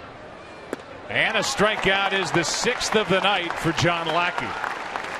And talking with A.J. Przinsky, one of the things he's learned, when you come through as a visitor, you don't get a feel for the ballpark in a 4-game set or a 3-game set like you do when it's your home ballpark. And he is amazed at how big right field is here in Fenway Park. And when you play here every day, you notice it even more. I think that's one of the reasons they're living so much on the outside with these right-handed hitters. Here's Machado, strike one on a wide pitch from Lackey. So Lackey getting a couple of extra inches off the outside part of the plate. Manny struck out his first time and now takes another strike, and he doesn't like the call, and I don't blame him. 0-2. Yeah, those balls are outside, but the thing is, once the pitcher establishes he's going out there, you just keep going if they're going to keep giving it to you. And that got away. The Boston Red Sox are the reigning world champions. David Ortiz and what he did in the World Series, John Lester, what he did in the World Series. Big reasons why they won it all last year, but maybe the biggest start of the postseason last year for the Red Sox was made by the guy on the mound right now, John Lackey, in Game 3 of the ALCS when he stared down Verlander and the Tigers and won 1-0 to go up 2-1. That's a ground ball up the middle, a base hit. And Machado is 1 for 2 in his return off the suspension. Well, there's your adjustment, Harold. Fastballs away, away, away. Like he was looking out there. Good approach with 2 strikes. Nice piece of hitting. Don't try to do too much with this ball. Don't roll over on it. Stays behind the baseball, gets himself a base hit. Tell you what, and because he missed and got calls on pitches that were 2 inches off the plate, you're swinging. Manny's all of a sudden going out there. Now that becomes a hittable ball. Even though that was a good pitch, it becomes a hittable pitch to the batter because now you're looking even further out. Here's Hundley. 1 on, 1 out. That's a ball inside. Now Lackey stares in. Didn't get the call on a good pitch. You're throwing everything outside. I'm not giving you one in. The Game Changer profile brought to you by T-Mobile, official sponsor of Game Changers. And with the stolen bases allowed, you can see why the Orioles, when they've had their chance, have started the runner at first base tonight. 1 ball, 1 strike. Just to take in those numbers again. Wow.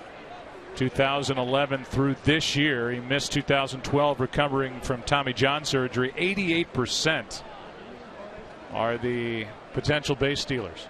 I wonder how many of those guys went on to score, because you know what, there's some people that say, go ahead, steal the base, I'm getting the hitter, I don't care. You know what I mean? A 1-1 count. Lackey brings it home, and it's upstairs. 2-1.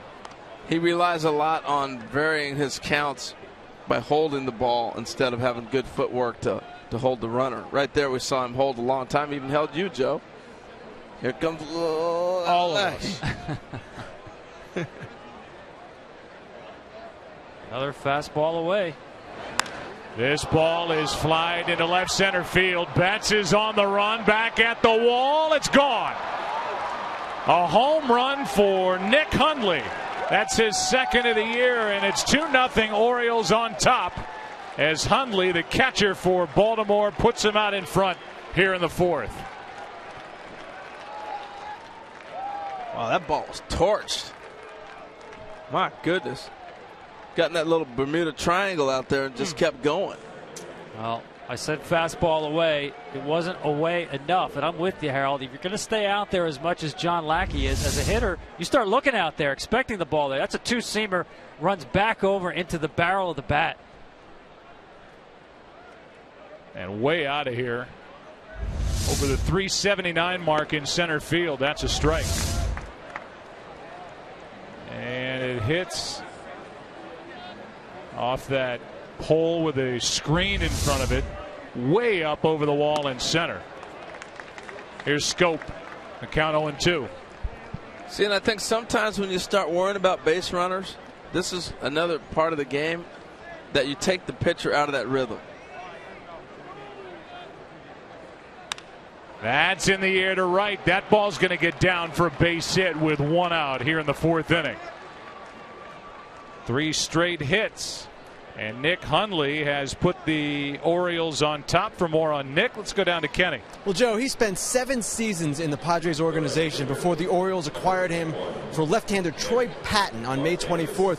It was the first time that Hundley had been traded, and he promptly went 3 for 24. He said, "I didn't handle it great.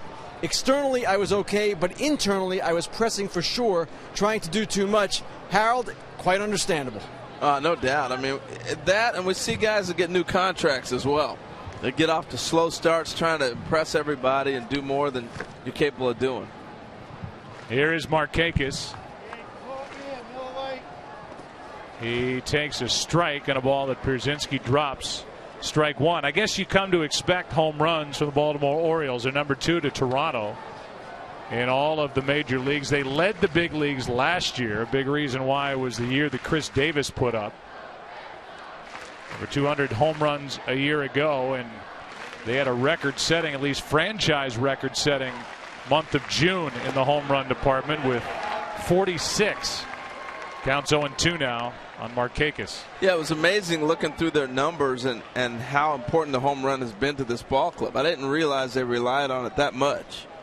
I mean, the numbers are astounding. I can't remember them exact right now, but when they hit home runs, they win a lot of ball games. Well, I mean, their 4-game sweep at home against Texas wrapped up on Thursday as Lackey brings it a foul off the bat of Markakis. On Thursday, the Orioles won the game without hitting a home run in the victory, and that was their first homerless victory since the 26th of April. Holy smokes. 33 wins in a row, which they had at least one home run. That's the anomaly of that game Thursday. There's nothing wrong with it, by the way. People want to talk about it like it's a flaw. You don't have many ways to beat another team. I'd love to hit the most home runs in the league. I'll win a lot of games. Here's a swing and a miss and a pitch down and in. Strikeout number 7 for Lackey. 2 out in the 4th. And now we're seeing Lackey mix in a little more of his breaking stuff. So the first curveball, and there's that hard slider down and in. Good bite to that. So with 2 out, the batter will be Steve Pearce, who was hitting .331, singled his last time up. Actually his first time, struck out his last time.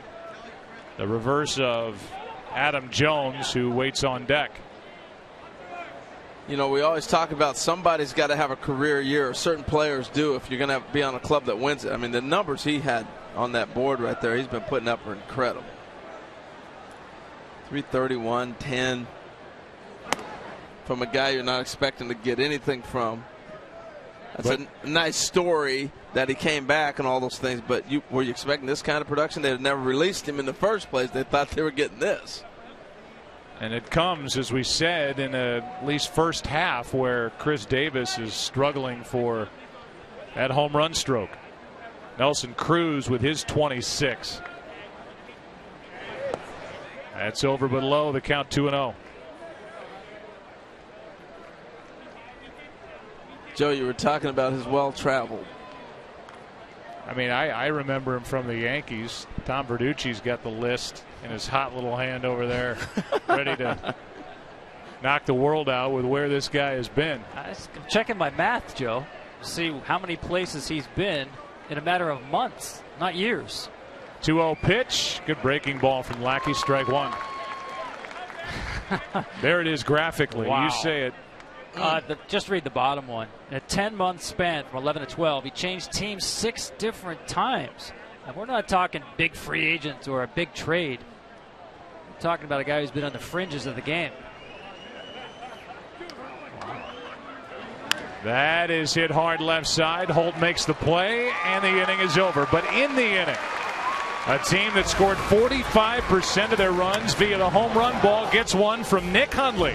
His second of the year. Hit a long way to center. And the first place Orioles, after 3.5, lead the Red Sox 2-0.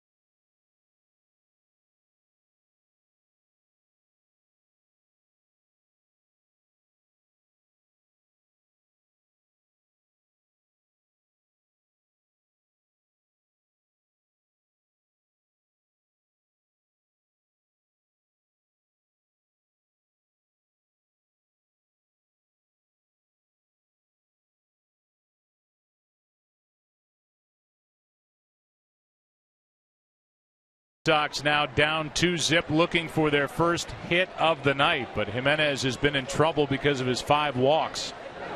His career high in a game is 6. And Ubaldo has walked 5 through 3, but leads 2-0 because of a 2-run shot by his battery mate, Nick Hundley, in the top of this 4th. Gee whiz, we're in the 4th already? 2-0 the count. My goodness. Napoli, then Drew, then Johnny Gomes. Only 59 pitches, 30 of them balls. Late shift put on by the Orioles defensively prior to that 2-0 pitch. As Scope moved to the other side of the bag, it doesn't matter if Jimenez isn't going to throw strikes. It's 3-0. 3-1. Jimenez is like one of those old European sports cars. You know, the enthusiasts love it. Alfa Romeo, Carmen Ghia, but you can't find the parts. It's in the shop all the time, constantly tinkering. He is a 4-year, $50 million sports car. Counts now full, 3-2. Sound like a frustrated owner, Tom. I wish. No, but when it works, it's brilliant. The run he got on last year in the second half of the season for Cleveland, I think, that's the reason why he got the $50 million. 1.82 ERA in the second half last year. Signed the deal late. And now he has tied his career high with 6 walks as we start the bottom of the 4th. Tomorrow, 2 legends step into the octagon as number 3 ranked Frankie Edgar takes on BJ Penn in the epic Ultimate Fighter finale. Live from Las Vegas. Coverage begins with a pre-fight show at 6:30 Eastern as part of Red, White, and Fight Week on Fox Sports 1 and streaming live on Fox Sports Go. Here's Stephen Drew, who struck out his first time.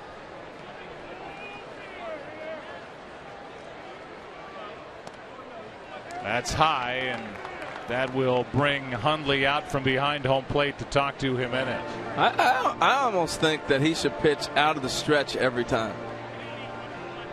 You would think it was easier to control.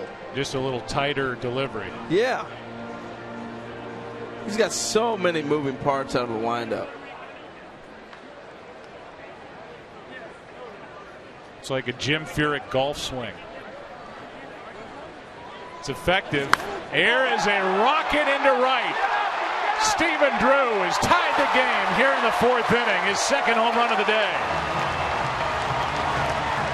And it's 2-2 here in the 4th.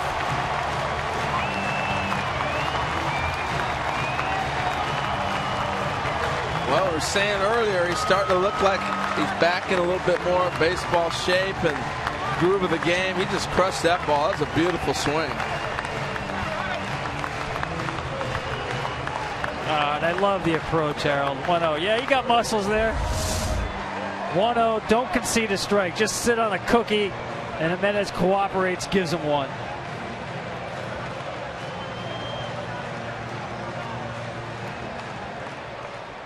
I mean, that's what you're supposed to do on a 1-0 pitch. Let it fly. He crushed it. Same pitch Lackey got beat on. Those 2 seamers, when they run back over the plate, right into the barrel. Nobody on or out. The inning continues with Johnny Gomes, and he takes a strike. So Stephen Drew has tied it. The home run earlier today in the first game of this day-night doubleheader for Stephen was his first home run since Game 6 of the World Series. And he didn't have to wait around very long for number 2. Well, it's a big sign if he gets going. You know, they got to get some offense production out of somebody. Here's the 0-2. Off the end of the bat.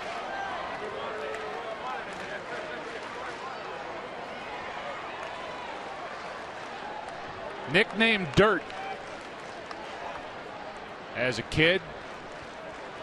A couple of older brothers who are big leaguers. Steven, the last one left on that 1-year deal as Gomes takes ball 1. Yeah, it's pretty amazing that JD played here all those years too. And then here comes Steven. Here's a 1-2 pitch, a strikeout. That's the 4th of the night for Jimenez. The first hit allowed by Ubaldo in this game, the 2-run shot earlier today against Miguel Gonzalez. And now from the red jersey to the white jersey, and a beautiful swing by Stephen Drew to tie this game. Well, that has to feel good for a guy who's been scrambling to catch up. It's tough, man. I mean, he's had to really battle. And clearly he's not out of the woods yet, but he's got to feel a lot more comfortable and a lot more confident. Re-signed on the 21st of May after not getting any real bites in the free agent market. It's got to make John Farrell feel good, too. Before the game, he was talking about this offense and saying we really only have 2 guys who could change the scoreboard quickly. Here's a line drive, base hit into right by A.J. Pierzynski. And he's on with 1 out in the 4th inning. Now he's getting production from the bottom half of his lineup, not just Mike Napoli and David Ortiz. Well, and the other thing about Stephen Drew, with his ability that he's starting to show, so many people were interested in him. Don't be shocked you don't see him maybe brought up or maybe moved at the trade deadline. You know, you can move Xander Bogaerts back to short. You got Mookie Betts up here now. You know, he becomes a trade chip for a lot of people. That's if you, as the Red Sox, believe you're not in the race. And here's why I think they still could be. We're all waiting around for somebody to get red hot in the American League East. Here's a shot into the gap in right center. Going to cut it off is Markakis. Going first to third is Pierzynski with 1 out in the 4th inning. That dribbles away, and Betts down to second. He is out. And a big out picked up by the Orioles as Mookie Betts runs into one at second base. Wow, Manny Machado made this play. I mean, this is an incredible play on Manny Machado. And I think Adam Jones is saying that the runner Pierzynski didn't touch second base, but watch this by Manny Machado to pick up here. He leaves third base and watch him come get it. And as you saw, Jonathan Scope was pointing. I think they think that Pierzynski didn't touch the base. Well, why is Scope giving up on that play instead of looking for the ball from Markakis? Well, maybe they're talking about that instead. But kept the tag down there. So Machado made the perfect throw that led the glove right into the left arm of Betts. Yeah, and that's the kind of infield tag I'm talking about. You put that glove down, you leave it there. Come on, Brock. And now a runner at third with 2 out as Holt takes a strike. Just to finish, what the Red Sox have that the other teams in contention don't, I think, is the ability to pitch out of their rotation. If you have Lester, Lackey, and you get Clay Buchholz back to what Clay Buchholz has shown he can be. And he's had 2 good starts. The last one better than the first, but both decent coming back off the disabled list. So it comes down to this question.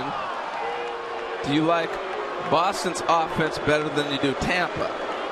Because the pitching, you can almost flip a coin, right? Yeah, I do, personally. I do, too. Yeah, I think, Joe, you hit it. For me, Buchholz is the key because you're not – listen, they're going to have to play .650 baseball or better, the Red Sox, and they can't do it unless they've got Buchholz deepening that rotation. Here's a shot foul off the bat of Brock Holt.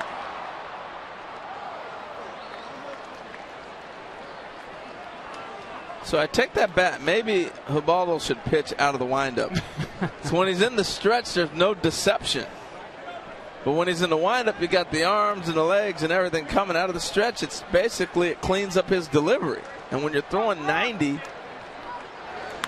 Here's a shot down the left field line. This ball is going to get down and put Boston on top. And there's that kid again, Brock Holt, with a 2-out RBI double to make it 3-2 Red Sox here in the 4th.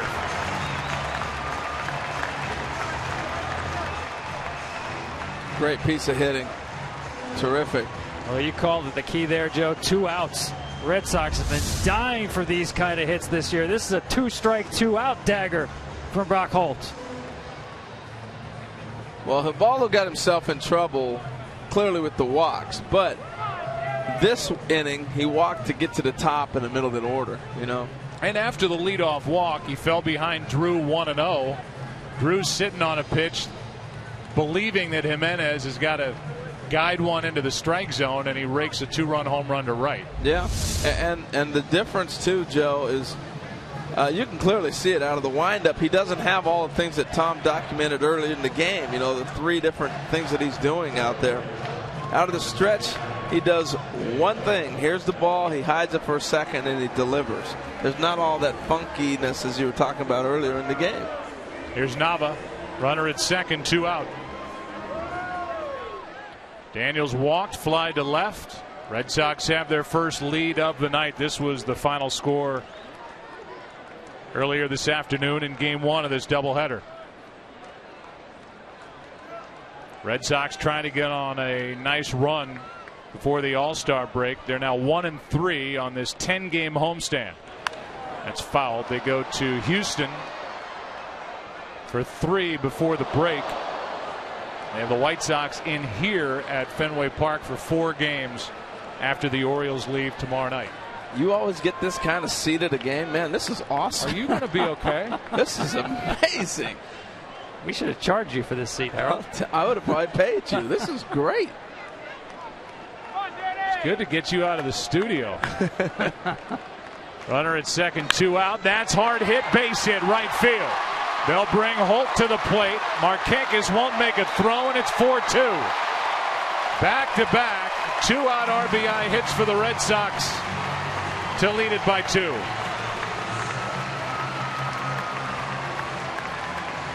You see that number 26. He has forced his way into the lineup. Daniel Nava has been up and down 3 times this year, and he has just chased the starter Jimenez here in the 4th. Buck Showalter's seen enough. So the big free agent, it's been a frustrating year coming off a good one against the Rangers. Not good here tonight. Brock will take over as we continue in the bottom of the 4th.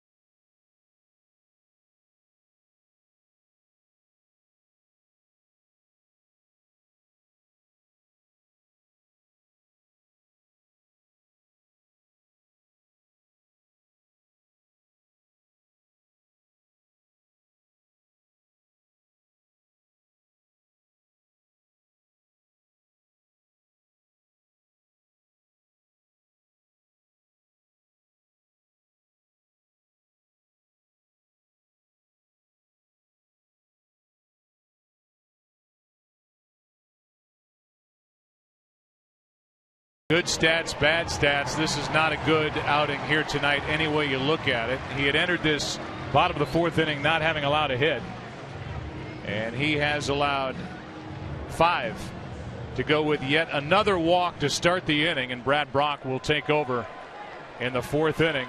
And the big free agent prize the Orioles landed is on the hook, coming in with a record of 3-8. The Orioles have extra starting pitching. They're about to get into a situation where they're going to have 6 starters. They also have Dylan Bundy trying to make his way back from Tommy John surgery, working his way back up on a rehab assignment. Here's Pedroia, left side. The problem is Jimenez is the big ticket item in the rotation, staring at a 3-9 start with the Orioles. We're through 4. Baltimore will bat down by 2.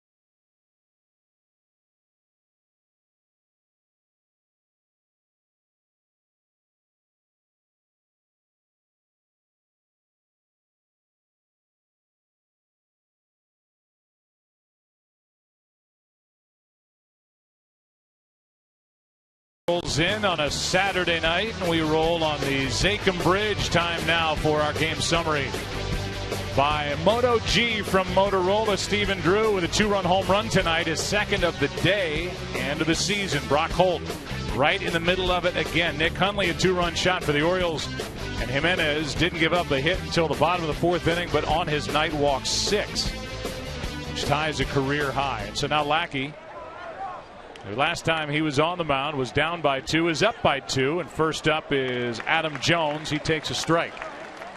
Would it be considered a jinx, you know, because he had a no-no, and we had to tell everybody that, but he was so bad walking guys? Yeah, I know that you believed in that.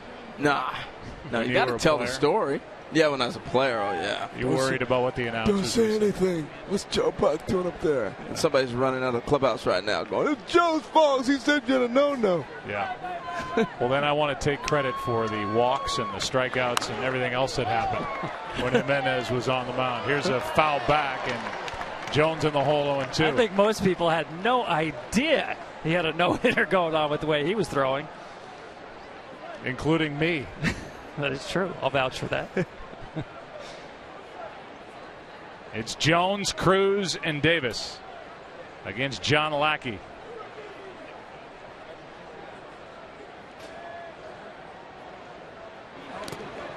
Oof. You think about where Lackey started. Originally a 2nd-round pick by the Angels, then known as the Anaheim Angels. Spent 11 years in that organization. Came up in 2002 and was a rookie who won Game 7 of the World Series against the Giants. What an amazing series that was, too. And for him to pitch under that pressure, incredible. Here's his 1-2. Good pitch, and Jones is strikeout victim number 8 and out number 1 here in the 5th.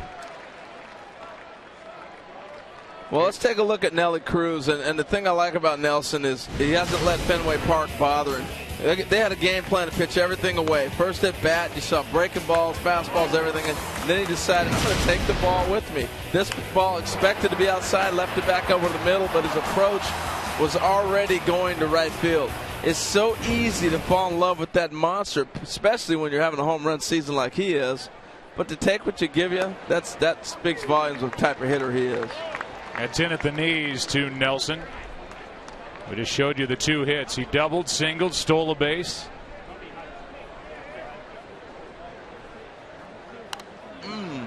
You talk about loving this ballpark. His OPS at Fenway Park, only one right-handed hitter in history has a better OPS. That's Frank Robinson. He loves this park, and what we're seeing here today is it's not just about the green monster in left field. It might be about the green next year, though. Don't tell me the Red Sox won't be calling. That's a good point. He'd fit in well in this outfield with the Red Sox. Here's an 0-2 pitch. That is hammered down the line. It is fair and gone. Home run number 27. And a 3-hit night for Nelson Cruz. He's just made it a 1-run game. That was a laser down the line. Goodness gracious. Wow. That ball was small. That was so impressive with Lackey going away, away, away all night. He said, let me see if I can sneak a fastball by him inside. Well, how'd that turn out? Mercy. Thank goodness it didn't hit anybody up in the monster seats. Joe, I didn't think you were going to be able to get it out. It got out of here so fast. I'm with you. Woo! That was a rocket. 27 home runs before the break. Past the midway point schedule-wise, game-wise, are the Orioles. Crunched. Woo-hoo-wee! How loud was that? Mercy. Here's the 0-1.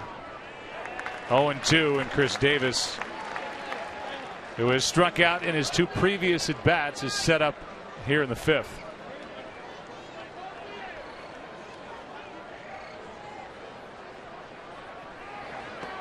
Down and away, 1 ball, 2 strikes. Came into this series a .384 lifetime hitter at Fenway, more than 90 at-bats. Wow. He's telling everybody how he did it. Mm-hmm. It was easy. 2 balls, 2 strikes.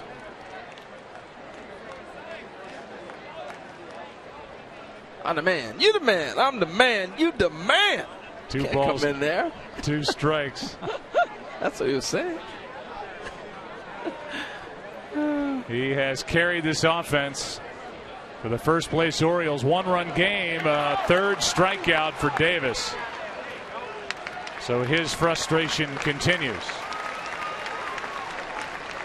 Yeah, Ken Rosenthal is with us. Sorry to cut you off, Harold. Yeah, we were looking at the notes put out by Kenny. You know, the situation is so different with Cruz compared to even the Red Sox own Stephen Drew. It is, Joe, and he's a guy that wanted to get on the field, wanted to be with the new team in spring training to get his timing down offensively. What is really interesting about him right now, Red Sox fans looking at him are probably saying, man, this is exactly what we need, a right-handed power bat. But for much of the offseason, Cruz had a higher price tag than he ultimately settled on, 1 year, $8 million. And he also came with the cost of a high draft pick, and teams have been unwilling to give up those draft picks. Well, maybe that dynamic will soon change, because we saw a trade yesterday, guys, where a team, the Oakland A's, gave up a top prospect, showing that maybe some clubs don't value young players the way others do. Talking about Addison Russell, one of 3 minor leaguers going to the Cubs for 2 starting pitchers. Here's a ground ball. Diving stop, Drew. From his knees, no chance to get Hardy. A 2-out infield hit. You don't want to hit it to him right now. He's playing too good a ball. He's starting to get hot. That's the wrong guy to hit it to. It's a great effort. Great effort. But I think Ken's onto something, and Joe, you're onto that too, with so many people valuing the draft pick and holding on to it, not making a move. Once again, Billy Beane has tricked them all. He's made them fall into 2000. He's always ahead of them, isn't he? He is. I'm with Kenny on that. I think in the game, the industry has totally overvalued draft picks, especially in the back half of the first round. A guy like Nelson Cruz with right-handed power and such demand. 1 on, 2 out. Machado now, strike 1. And I know people will say, biogenesis, is his power going to be there? Fact is, biogenesis was shuttered last year. It wasn't in business. His usage was from 2012. And there's the big trade we were talking about, 4th of July. Yeah, clip and save that one when it comes to October, because I think that deal, Harold, was made with October in mind, not just the second half. Here's the 0-1 pitch. Back here, Buck Showalter saying before the game that in one trade, as we approach the trading deadline at the end of the month, said in the game of supply and demand, all the supply just went for starting pitchers, and now maybe the price gets higher for a lesser starting pitcher for a team that becomes desperate, trying to get somebody to be one of their 5, thinking they're in a race for a division or a wild card spot. Here's the 0-2. Boy, and if you're Tampa and you're sitting there with David Price, and if we trade him, they're going to have another year with David Price. And he's a Cy Young Award winner, and he's been throwing the ball terrific. What are they getting in return? I'm with you, and I think they've got 3 windows to trade him. Now, the offseason, and next July. And each window, the price is higher. It gets lower as you go along. I at least listen right now. I know you guys are trying to convince me they're still in it, can win the East, but I'm not buying. I'm with you. 1-2 pitch, 2-2, blocked by Pierzynski. We were in unison on that. I just look at what the Cubs are doing, and they're in a position now where, okay, they got young players again. But at some point, don't you need to add some guys that you can build around to go forward with?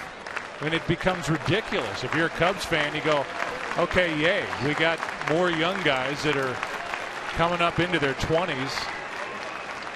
Good for Billy Beane, good for the A's, but for the Cubs, it's just more of the same.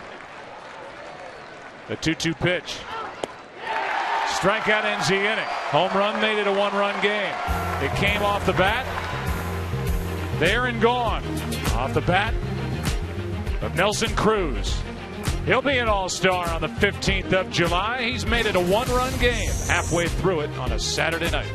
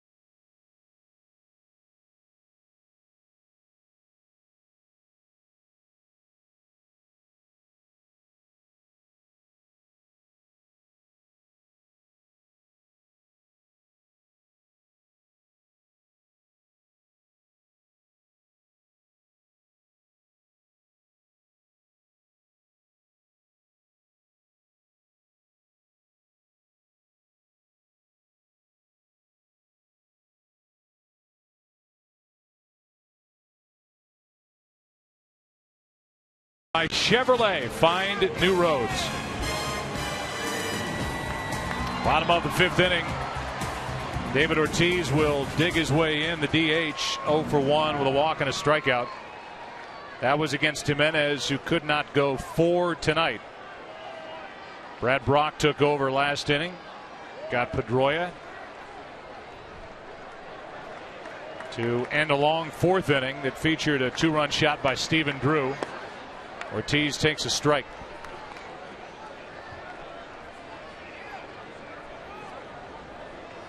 Drew will bat in this inning after Napoli, who waits on deck. Here's the 0-1.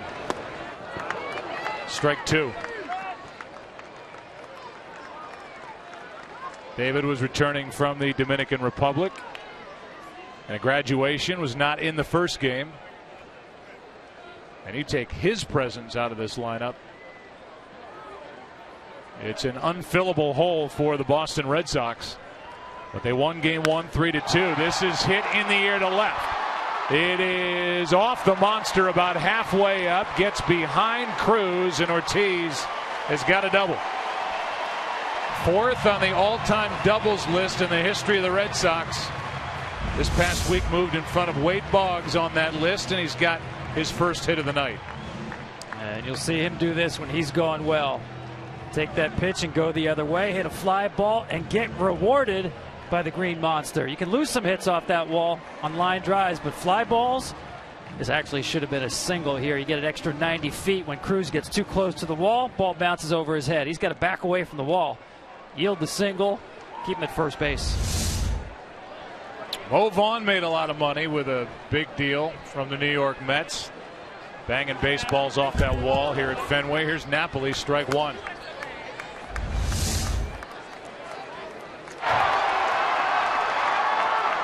Maybe the most impressive part about this was he was running the whole way, and he knew that he was going to have to fly. If Cruz fields that ball, I was kind of hoping we'd see it, because it was going to be a great challenge, because Cruz can still throw. He's got a right fielder's arm out there playing left.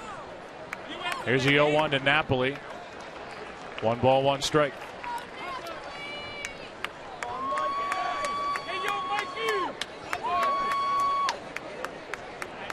Napoli has picked it back up.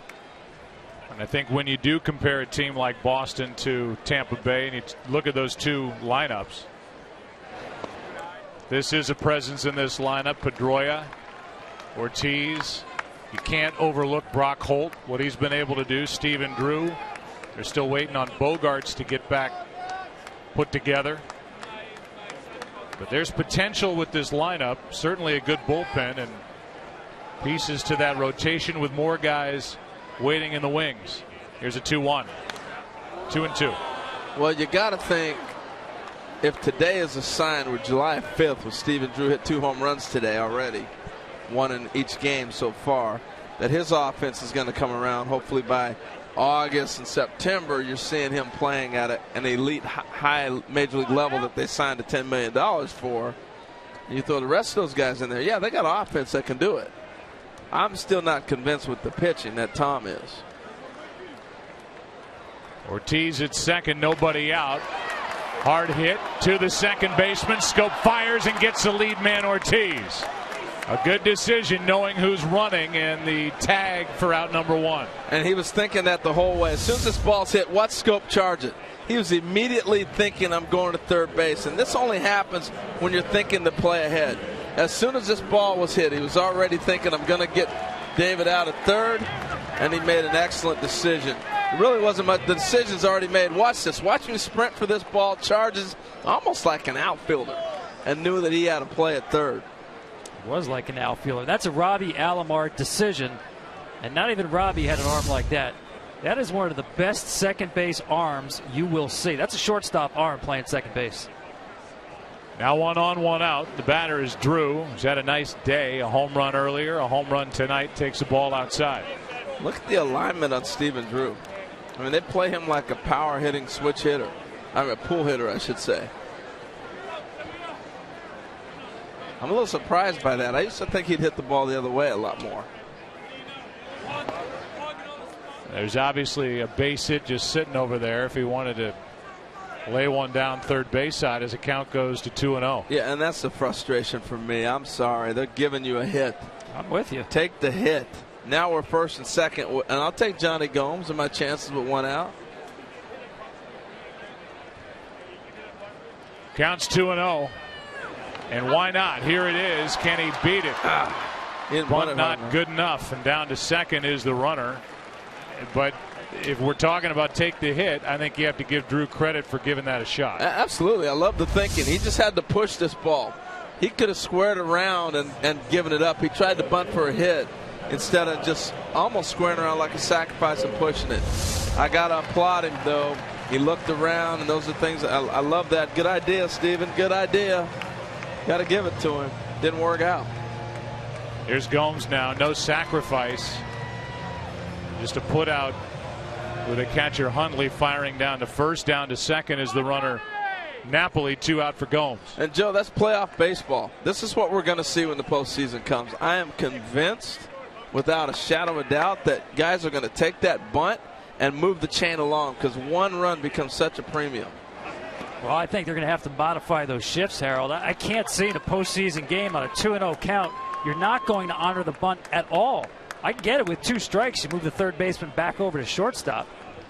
But in a postseason game, to just give someone a free hit, and that's really what it is if you execute it, I think you'll see shifts modified as well. Runner at second, Napoli, 2 out. 2-0.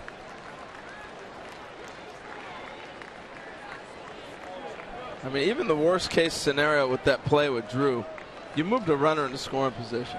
I'm with you. And if I'm John Farrell, I'd say the same thing. Nice try. Keep it up. Good idea. Gomes trying to produce a run. Takes a strike. But he got too fine with his bunt. He doesn't have to be that fine. And when you're a good bunter, you're used to being real fine with the touch. But he could have just pushed it, like smoked that ball to third base, because Manny was playing it short.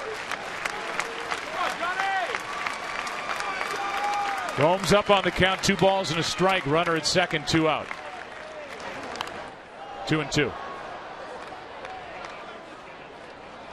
I know somebody's at home screaming, he just hit a home run. Why do you want him to bunt? Here's what I mean by being too fine. He's trying to bunt for a hit, and the bat angle was that of maybe trying to drop the ball in front of the plate. You don't want to do that. You want to push it out and almost let the ball land in the dirt at third base in that area. But great idea. Yeah, guys have to practice that. Push the ball. Don't catch the ball with the bat on those bunts. 2-2 pitch. Broken bat. Brock can't make the play, but Machado got him. Manny Machado, first game back off the suspension, and he reminds us seemingly every game how well he moves, how strong that arm is, and he got Gomes at first. Let's go into the 6th. 4-3 Boston.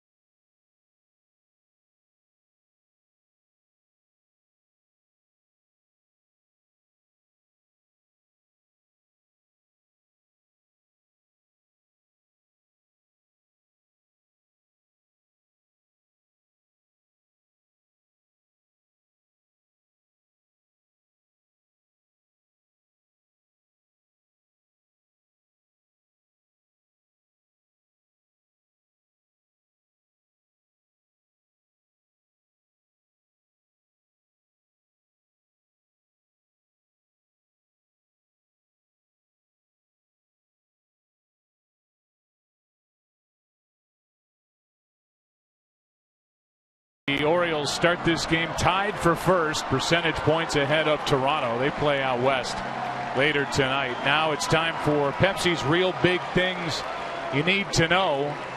Last time the Yankees and Red Sox were both at 500 or below on July 5th, 1992. Real Big Things brought to you by Pepsi. Make it a real big summer with 3 new flavors of Pepsi made with real sugar. At that point, Buck Showalter was managing in New York. Derek Jeter was about to be drafted, I think, right? Yeah, 92. So Stick Michael managing the Buck was managing the minor leagues. But Tom, what turned it around for both these clubs from 92 on? You know, the Yankees to me was Stick Michael and Buck Showalter, and the talent evaluations they made in acquiring people like Paul O'Neill and Jimmy Key. And of course, the core of 4 that came up through their farm system that they were smart enough to hang on to, which hadn't happened in the previous generation in the Yankee system. First up is Hundley. He is quickly in the hole, 0-2. And then for Boston, the Yankees set the bar so high that when this new ownership group came in the early 2000s, they realized you had to build a team to win 95 games in the AL East.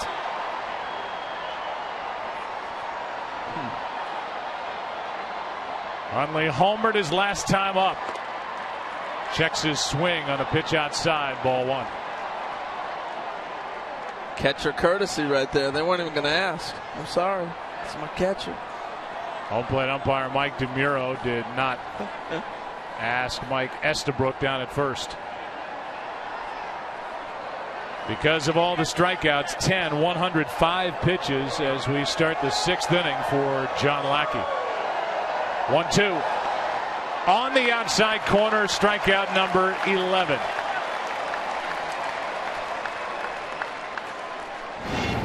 Tonight's game is sponsored by Bayer Back and Body, the official pain reliever of MLB, and by Burger King. Right now, try the new extra long barbecue cheeseburger.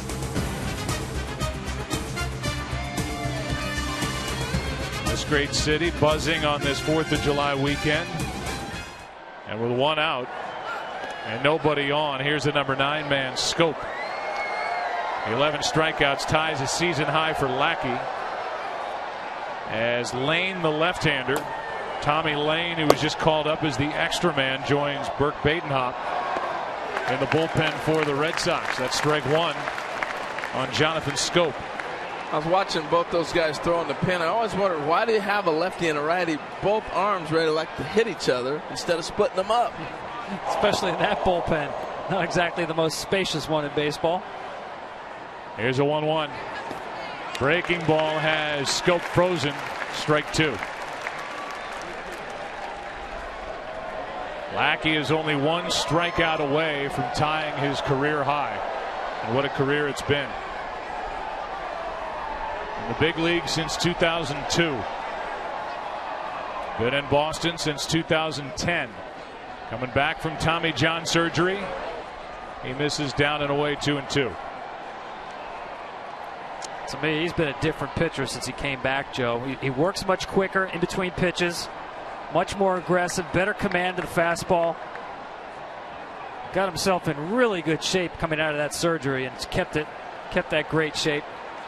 We said he's one of the top 4 strike throwers in the American League, and proving that tonight with swing and miss stuff. Here's his 2-2.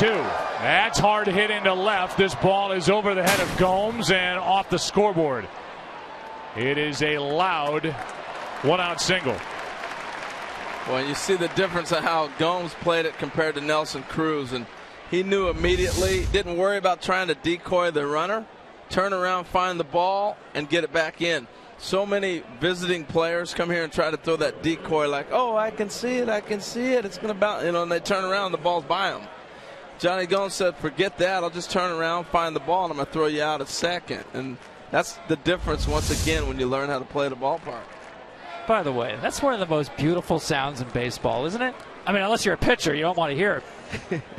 I love that sound. Yeah, it's pretty cool. Rattling that scoreboard out and left, the bottom of the monster here at Fenway Park is Nick Markakis. Bats with 1 on, 1 out. Tying run at first here in the 6th inning. Help for Lackey in the bullpen. Here it is.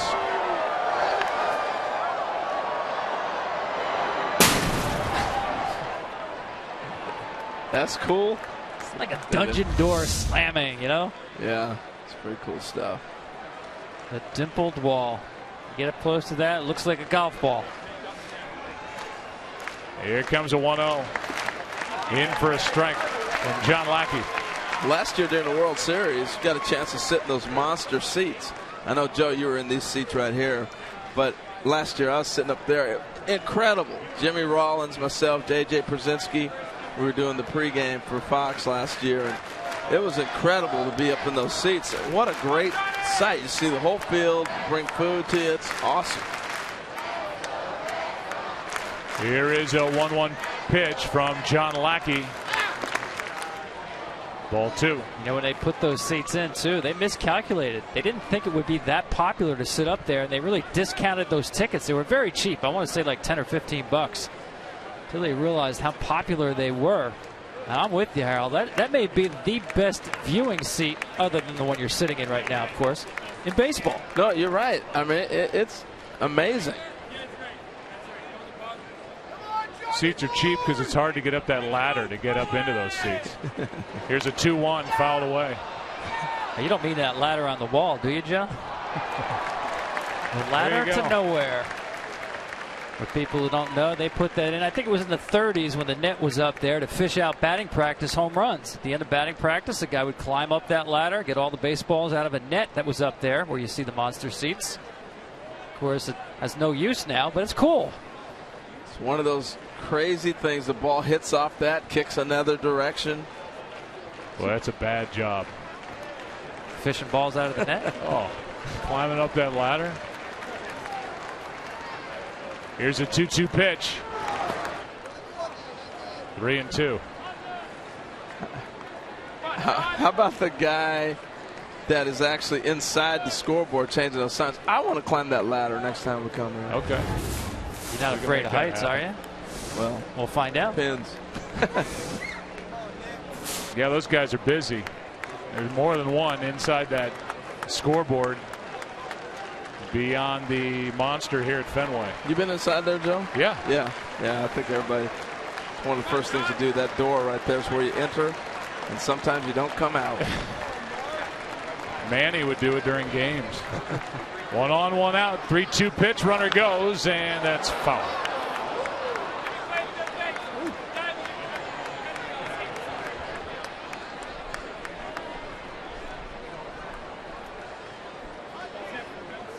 Markakis 0 for 3 tonight. Pitch count is rapidly climbing toward 120 for Lackey. Wow. It is going to be a bullpen night for the Red Sox, and that's one of their strengths. Although they did have to call on Uehara, their closer, got the win pitching a scoreless, uneventful 9th inning earlier this afternoon. Runner goes. Another foul ball. For Lackey, already a season high with regard to total pitches. The next one will be 119. It's been a workhorse.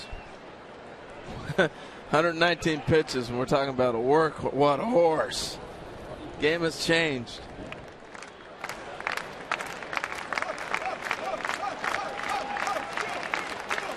Started 19 of the 28 of a strike.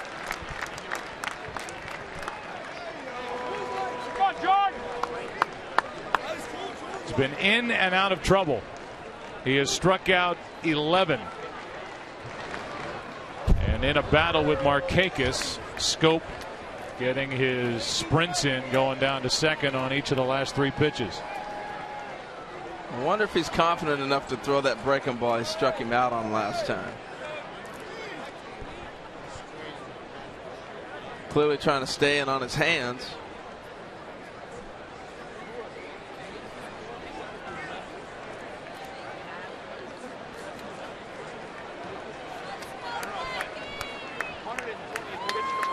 There are the 8 pitches.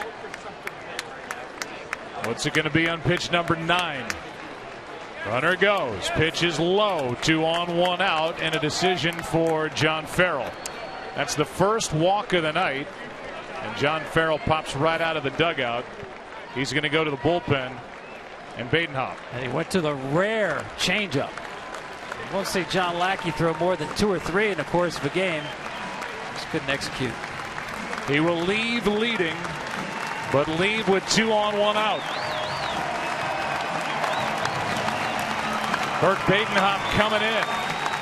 Orioles with a chance here in the 6th inning as they trail 4-3.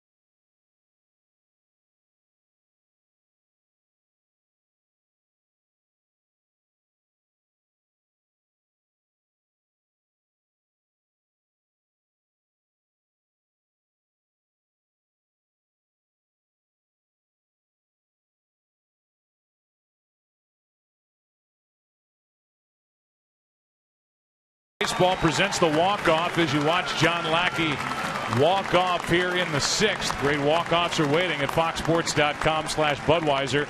Grab some buds. The numbers on the night: 11 strikeouts, 1 walk, 5 1/3, 10 hits. But he's responsible for the 2 runners on, and now the inning is left right in the lap of Burke Badenhop, whose numbers are sensational. First up is Pierce, strike 1. That's what you're going to get most of the time from Badenhop. That good hard sinker. Mix it up with a changeup every now and again. But tremendous strike thrower, as you saw with that strikeout to walk ratio. 18 straight scoreless appearances here at Fenway Park for Badenhop.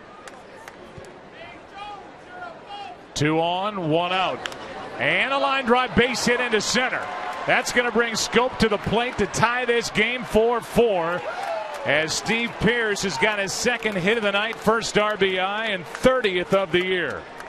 I was going to say the Orioles have got the guy at the plate they want. And now you go to Adam Jones, but man, is Pierce hot or what, Joe?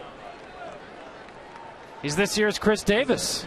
Maybe not the 53 bombs, but guy giving you a lot more offense than you might have expected going into this season. A shot from on top of the monster out in left. That's the tying hit. 2 on, still only 1 out. Schoop scores, and Machado fanning him down in the dugout. And a 4-4 game here in the 6th inning. And there's those seats we were talking about earlier from the World Series. Got to sit in. That's a great view. Here is Adam Jones, 1 for 3 on the night.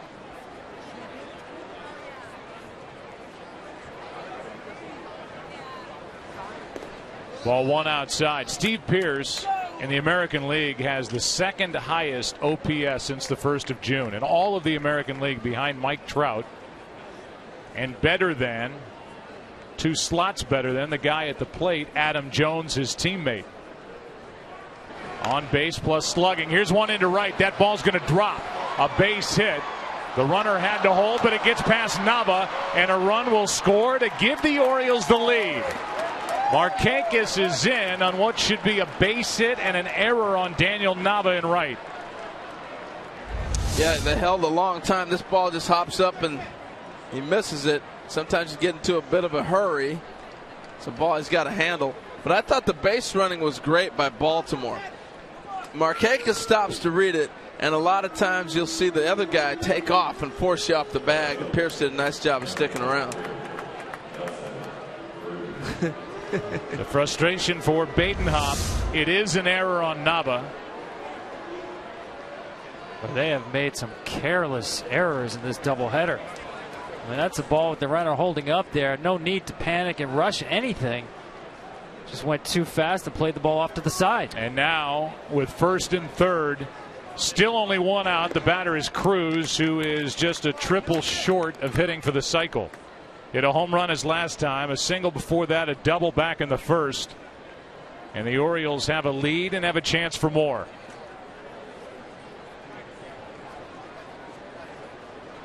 Here comes a 1-0.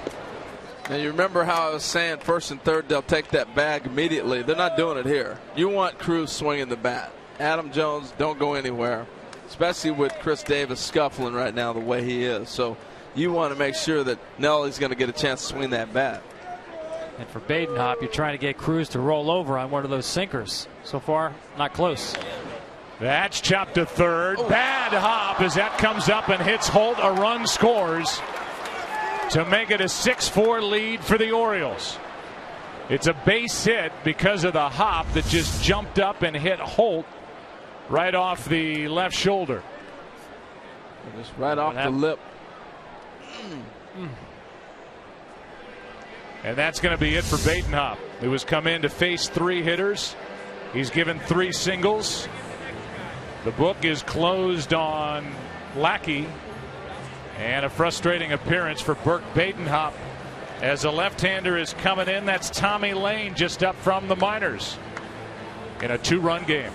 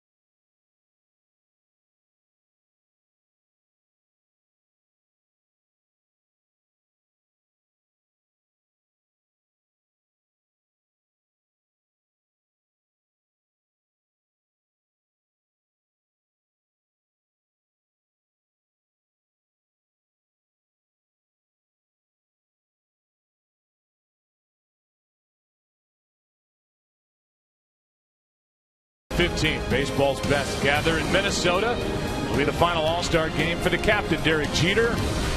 Should be an emotional, unforgettable night. Special coverage begins at 4:30 on Fox Sports 1, followed by the 2014 All-Star game at 7:30 Eastern here on Fox.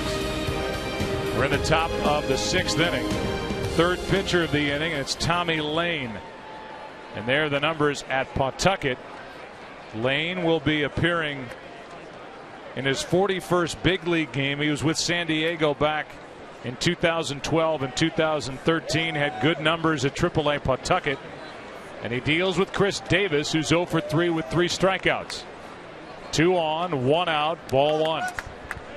Well, and this is the guy he's got to get when you come up as a left-hander. This is why they wanted him right here in this situation, to go get this hitter. Extra man in the bullpen, 26th man on the active roster because of the rainout yesterday and the quick doubleheader here today. That is outside, and the count 2-0. Kind of crossfires, doesn't he? It starts on one side of the plate, ends up on the other. He's missed with the first 2 to Davis. And now misses upstairs. Ball 3, 3-0. Davis hitting .202. You called it, Harold. He starts out in the extreme first base side of the rubber. Really short stride.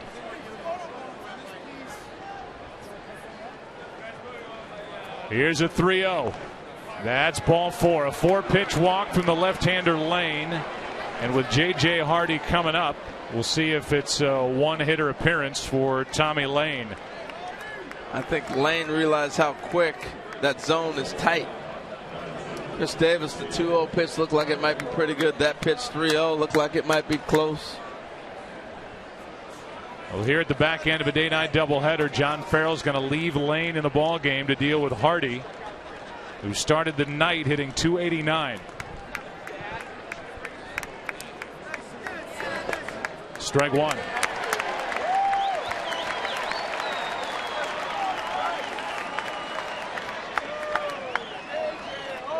Opportunity here for Tommy Lane. Opportunity for J.J. Hardy, who's been on base tonight twice, reaching on an error and a base hit his last time up. Slowly hit third base side. It stays fair. A step, no throw. A run scores. It's 7-4. The force out at third, and it's a 3-run Oriole lead here in the 6th. Well, it was a good read by Brock Holt. If he comes home, I don't think he has a play on Adam Jones. Starts a charge, realizes he doesn't, grabs it, comes back. You're not going to get 2 out of this, but at least he was able to get the 1. Some weird things are happening. That ball looked like for sure it's going to bounce to the left. Watch this kick. It goes to the right. How does that happen? Then the re-grip by Holt. Another run. It's been a 4-run 6th inning against 3 pitchers for the Orioles. Now it's Machado. Ball 1, down and away. 9th man to bat in the inning is Manny Machado. Davis, who walked, is at second. Hardy, who just reached on the force out at third for an RBI. He's at first, and that's a run-saving play by Lane to end the inning. But a big inning for the Orioles. They lost earlier today. They lead the nightcap 7-4 after 5.5.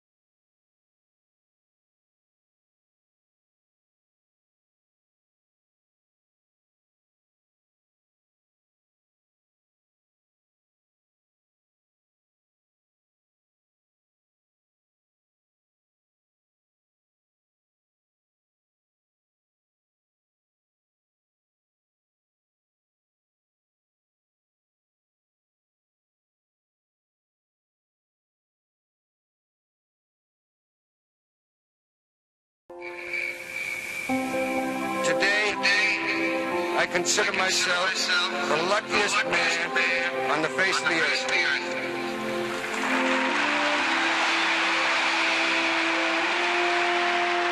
That I might have been given a bad break, but I've got an awful lot to live for. Major League Baseball and its 30 clubs are paying special tribute to Hall of Famer Lou Gehrig on the 75th anniversary of his iconic Luckiest Man speech by joining forces with ALS organizations to raise awareness for the disease, otherwise known as Lou Gehrig's disease. You can help the cause by donating at MLBcommunity.org.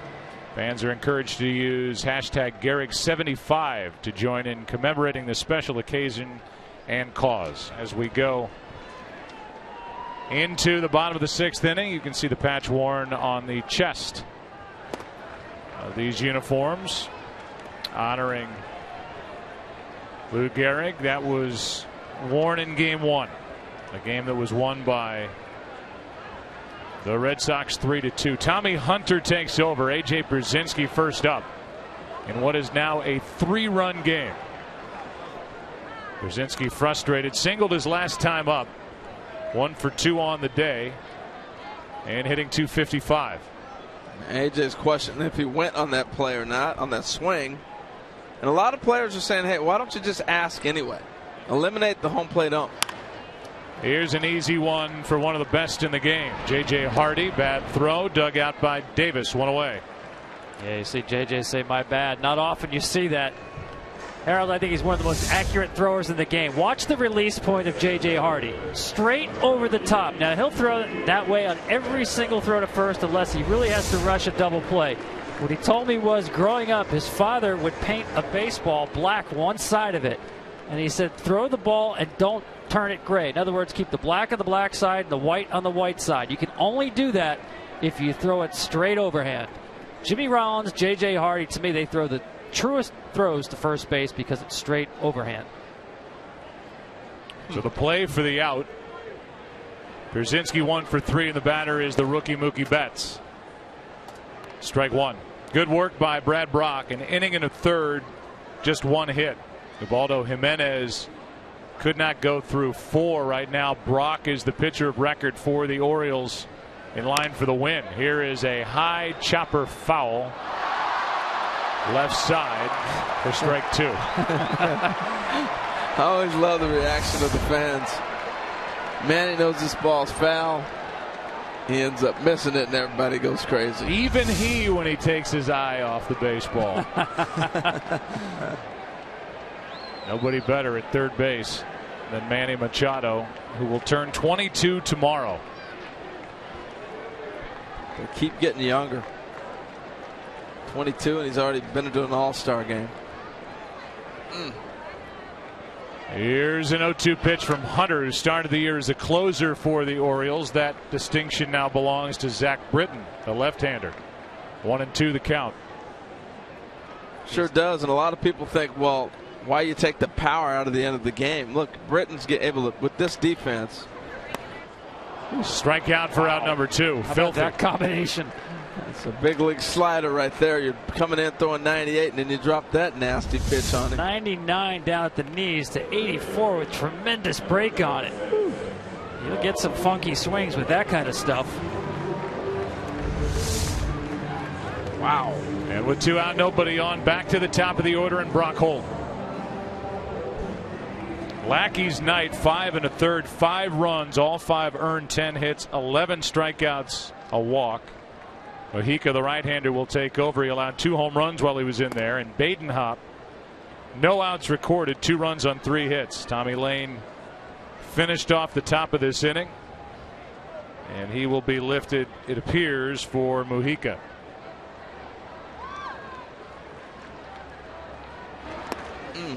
Holt, 1 ball, 1 strike. Brock has walked, hit an RBI double, and scored a run in that 4-run 4th.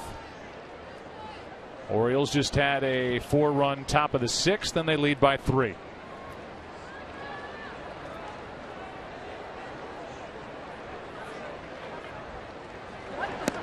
Good pitch. Strike 2. Another breaking ball. He's shown us a variation of speeds on the breaking pitches now. That's what makes it so difficult. Now he reach back, throw you a fastball up and away at 99, 98. It's a tough combo. The 1-2 pitch is right down the middle with a 96-mile-an-hour fastball and a 1-2-3 quick inning for Tommy Hunter. We go to the 7th inning on a Saturday night at Fenway. Orioles up 3. Back after this from your local Fox station.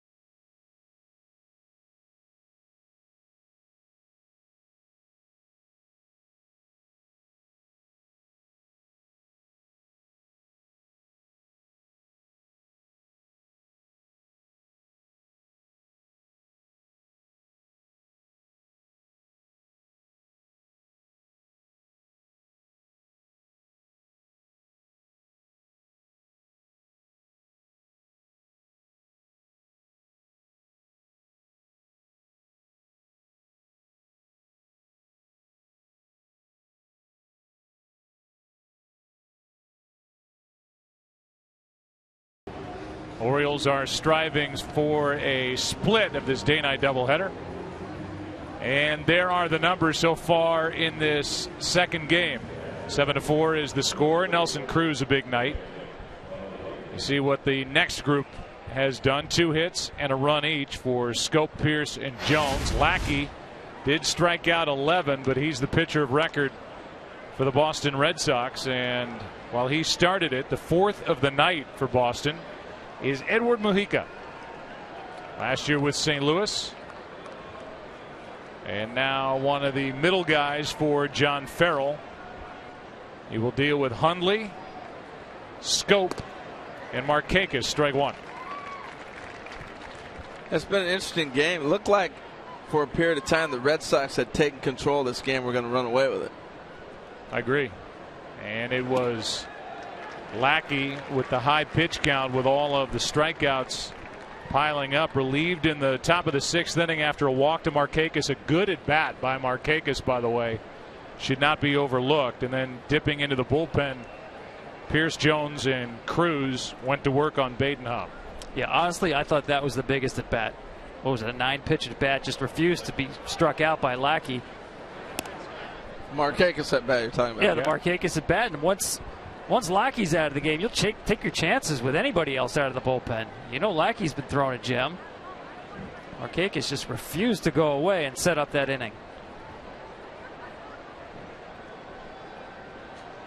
Here is a 1-2 pitch popped up into right.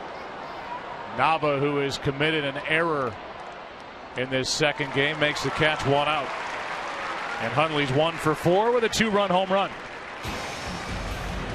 Next Saturday, there are the matchups on Fox Sports 1, the Cardinals and Milwaukee. Got 2 teams in the Central in the National League. That's early on Fox Sports 1. And then Baseball Night in America, Mike Trout and the Angels take on the Rangers. McCutchen and the Pirates battle the Reds, or it's the Nationals and Phillies. MLB doubleheader begins next Saturday at 3:30 Eastern on Fox Sports 1. Continues at 7 Eastern on Fox. Here's Scope. Strike one from Mujica. Mike Trout's numbers look pretty good, huh? 20 homers, 63 RBIs, 313. Hello. Here's the 0-1. Strike two. Yeah, this guy's number, Jonathan Scope, his numbers are heading up. About a week ago, the first base coach, Wayne Kirby, told him, you need a fresh start. Clean out your locker. Literally, take everything out of your locker, leave the ballpark, and then come back in like you just got called up. And you know what? He's been hitting ever since. He did it, huh? He did it. And it worked. That's ball one. The placebo effect. Powerful thing. Hey, whatever works for a guy that Buck Showalter raves about. Got a lot of skill. He strikes out here for out number 2. 2 for 4 on the night. Good defensive second baseman Jonathan Scope goes down on that high delivery. Scope speaks 5 languages. You know, growing up in Curacao on the island there, a lot of those kids in that touristy area know all the different languages: French, Dutch, Papamento, English, Spanish. Pretty impressive. There's Markakis. Different kind of 5-tool player, huh? Yes, I'll say. Here's the guy we talked about having that good at bat in the 6th inning. To chase Lackey. Takes a ball.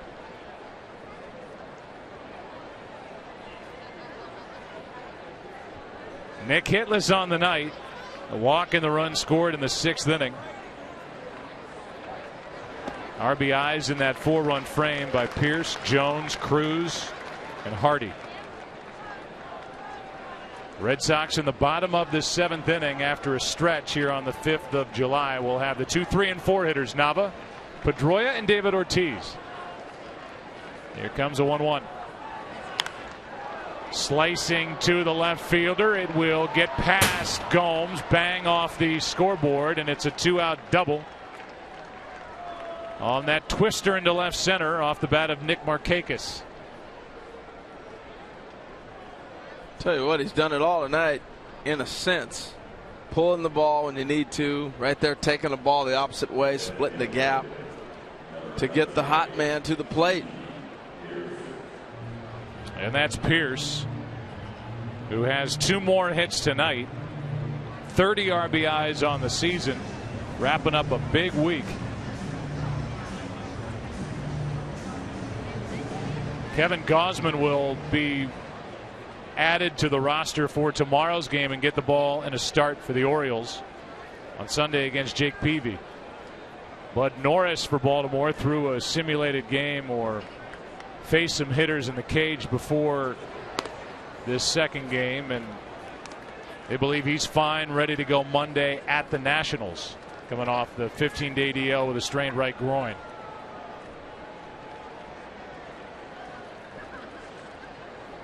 Here's a 1-0.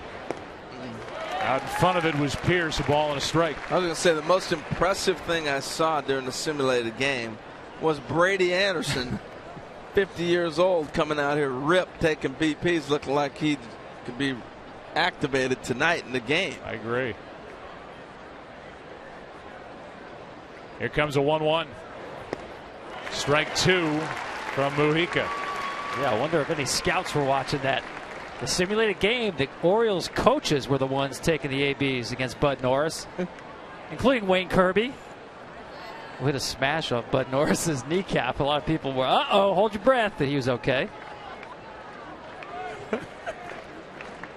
Norris said he had a bruise to prove that it happened, but excited to get back on the mound on Monday. Yeah, he looked good. Brady?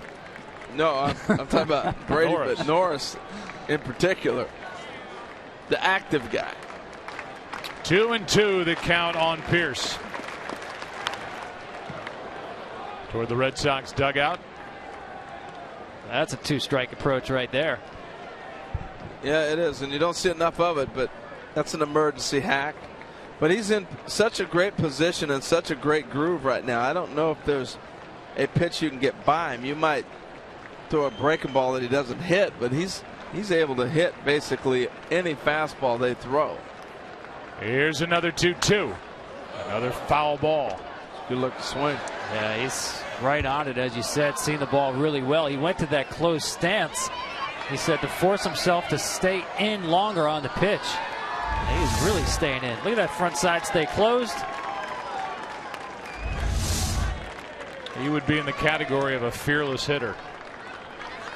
Closed off, just daring the guy on the mound to come inside. Slapping at it on a pitch up and away, and the count stays 2-2. Yeah, I still think you got to think about maybe getting in on him. You can't just give that away. And I know he's hoping that you just want to throw my hands at it. Look where they're pitching him. Everything outside, or all inside to the righty, I guess. Can't read that graphic.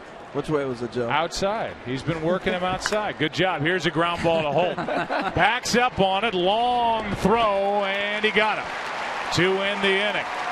We're going to go over the graphics package with Harold as we stretch here at Fenway Park.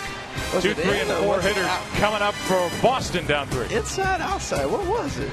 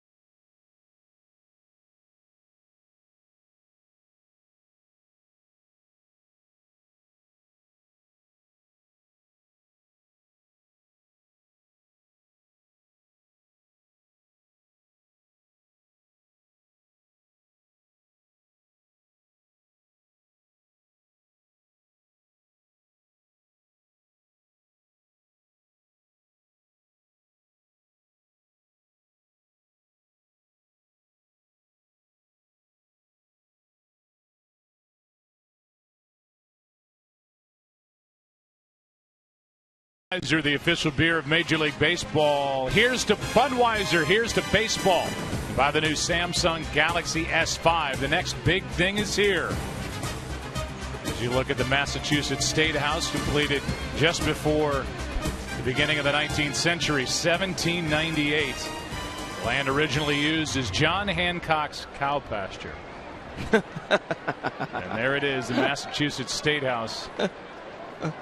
With traffic moving fast in front of it, faster than it used to move in front of the State House as we go into the bottom of the 7th inning. Opportunity here for the Red Sox as Nava goes first pitch swinging and flies to Cruz and left. 1 pitch, 1 out, 4 straight. Retired by Tommy Hunter. And Tom, it got your attention when Buck Showalter went to his former closer against the 8, 9, and 1 hitters in the 6th inning, up by 3. Well, yeah, and then we flashed that stuff that he has, the wipeout breaking pitch, the 4-seamer at 99, the comeback 2-seamer in the mid-90s. Wow, that's a weapon. And I'll tell you what, Joe, with this pitching staff, where the rotation does not give you a lot of innings, 12th in the AL from starting pitchers in terms of innings, This guy's an important piece for Buck Showalter. And I don't think the ship has sailed on him being the closer either. I mean, he's got the dynamic end of the game stuff. I know he struggled early, but he could pitch his way back into that position. You know, and my theory, as you look at Mattis out there warming up, my theory with the closers, why they struggled so bad early in the season, we've got a way. It used to be closers would come to spring training and they would train like regular pitchers. Now they say, hey, you're the closer, and they leave spring training with 8 pitches. You know, they throw, I threw my 4 or 5 pitches and I'm ready to go. Hold it, time out. They don't get work. Everybody else works for 6 weeks to build up to get ready for the season. And the closer, on the realistic tip, pitches about 8 innings. And they say, go get them, big boy. The season just started. Doesn't work. Especially a guy like Tommy Hunter, who is a former starter, long reliever, new to the role really as the guy, letting Jim Johnson leave. And, you know, it makes sense. I think you bring up a good point for somebody trying to round himself into closer shape. Well, he definitely has closer stuff. I actually think he may be more valuable in this role to come in and pitch multiple innings and control a game instead of waiting for the game to get to the 9th inning for 3 outs. The question is, how often can he do it? And that was the worry of him being a closer. Can he come back night after night and still have the great stuff? If he can do that in this role, where he can give you 2 innings, back-to-back days or stuff like that, yeah, this is a way better role. Couple of hops out to Scope. Takes care of Pedroia. 2 out. Let's go for a game break. Here's Kevin Burkhardt.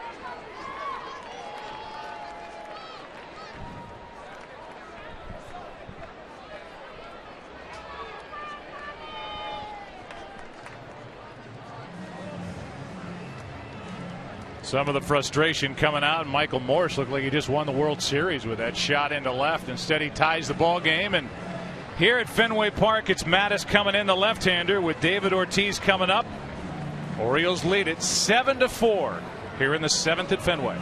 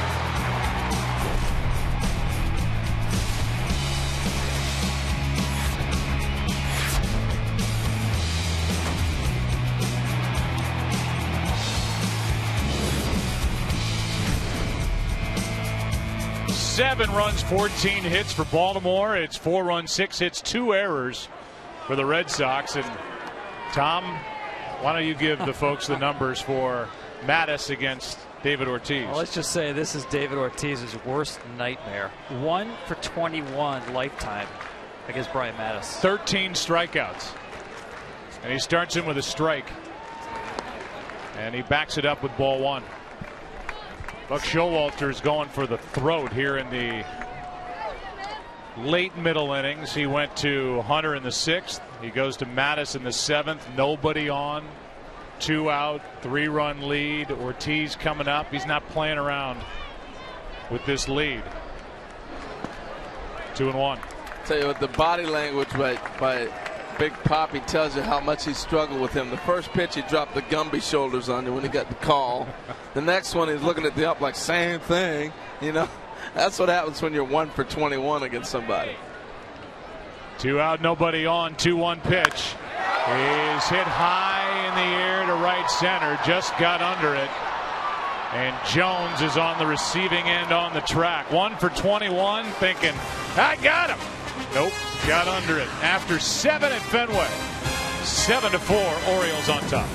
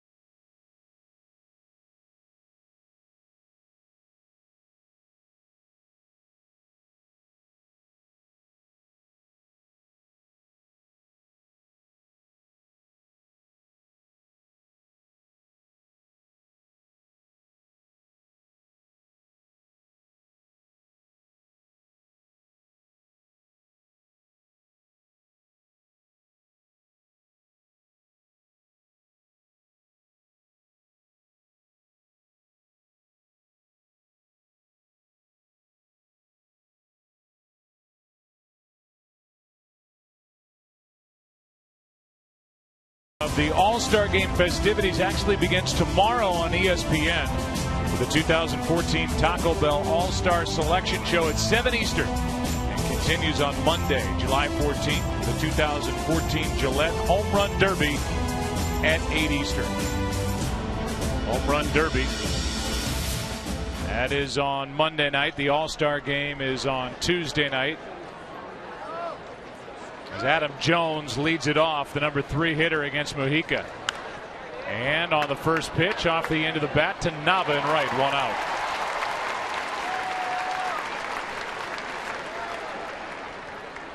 Batter will be Nelson Cruz. Harold, you worked with Buck Showalter for a time at ESPN. When I saw Buck from afar, I never realized that he was as engaging, as funny, yeah, and I would say as open as he is. I mean, when we get a chance to meet with him, he doesn't leave a lot in the back pocket. He just lets it all hang out. Yeah, he's comfortable with himself, and I tell you, he's got some of the greatest stories because he crosses so many baseball lines in the game, from Billy Martin to Steinbrenner to present day. I mean, he's seen them all. Here's a fly ball into right. This ball is over the head of Nava. It's going to rattle around. Cruz has got a shot at the cycle, and why not try for it? Throw to third is in time for the out, and there's no cycle tonight for Nelson Cruz. I'll tell you what, that was a cool moment. Now, look at Buck's face. He's smiling. Look, the whole bench was cheering him on. The beauty of it is he's getting ready to head first right into the bench. Look at the faces on these guys. You think they didn't know he was trying for a cycle? I mean, he was pumping it, too. A perfect relay, his first 5-hit game. And that's his only shot at the triple, as that ball stayed in play as it hit that short wall out in right. Right here, he says, turn it on. Now, hopefully from this angle, just look at the bench. Look at him, look at the bench right there. Oh, mercy.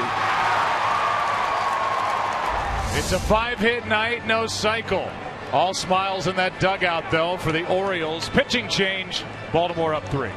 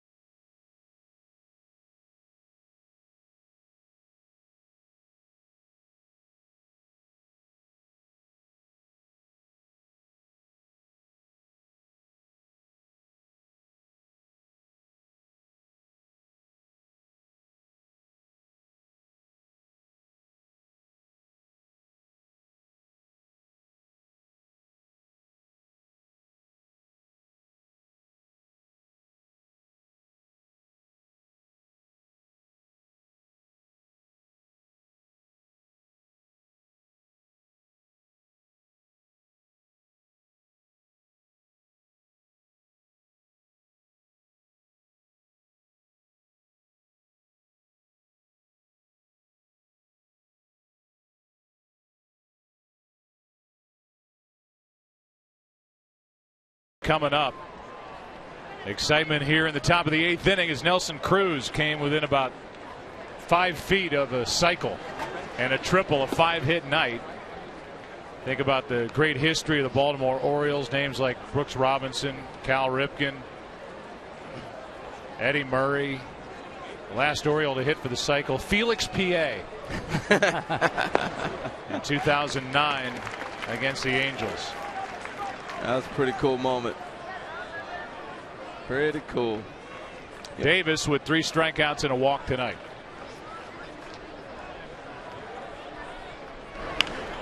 Right side should be handled. Will by Drew. On the other side of the bag in a typical second base spot. Stephen Drew makes the play, and only 3 come to the plate for the Orioles in the 8th. Bottom half rolls in. Baltimore up by 3.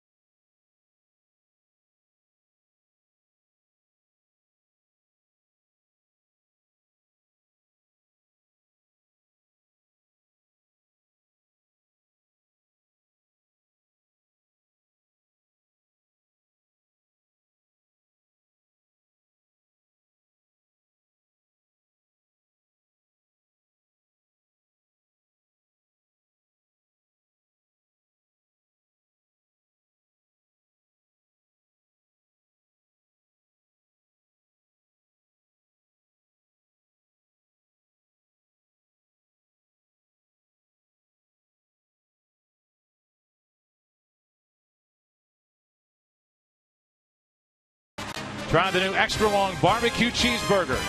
And by Chevrolet, find new roads.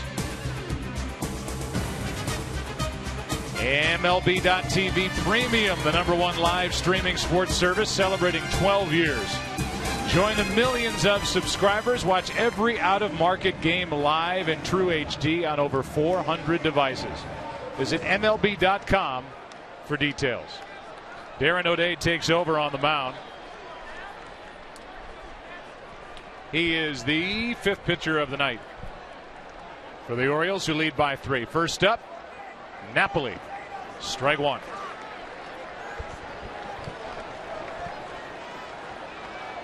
Napoli did not like the call tonight. 0 for 2 with a walk and a run scored. He scored on the Stephen Drew home run in the 4th. Drew up next, and then Johnny Gomes. The 0-1. Tried to hold up. He did not. Strike 2. It's one of those frustrating games right now. You can see it for the Red Sox. And you know, when you let the umpires get in the game, you start worrying about the calls, it becomes even more frustrating. Don't forget, too, they've been at the ballpark since about 9 or 10 a.m. Tough. Tough day. It is. Coming off 2 days off, the Orioles were not heartbroken that yesterday's game was rained out when they got to Boston to the hotel after 4 a.m. with all the weather on the East Coast because of Hurricane Arthur. They were late getting out of Baltimore on Thursday, so they got a break. 1-2 the count, and now 2-2.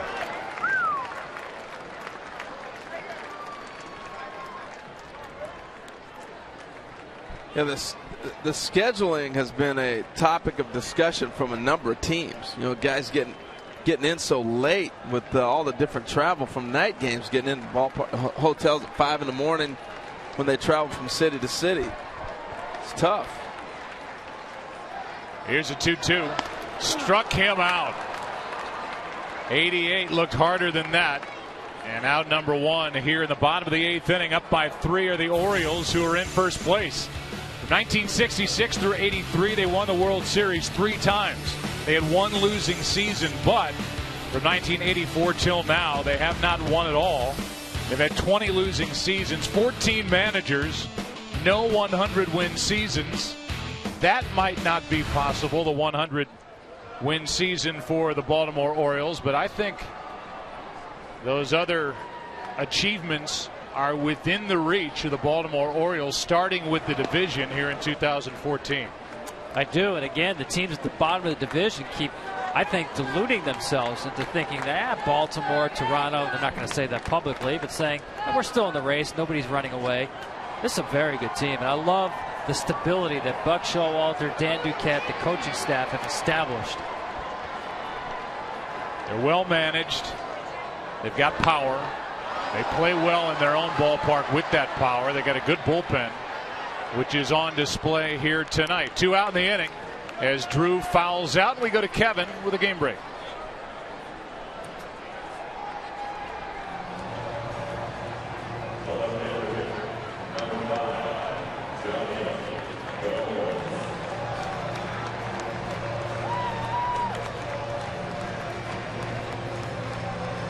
Yeah, I'll say, and there are 2 teams that will be interested to hear that news, with the slugging Toronto Blue Jays losing one of their most powerful guys, Encarnacion. Who knows for how long, but that looked pretty serious. Really did, and you start thinking about the All-Star game right around the corner as well.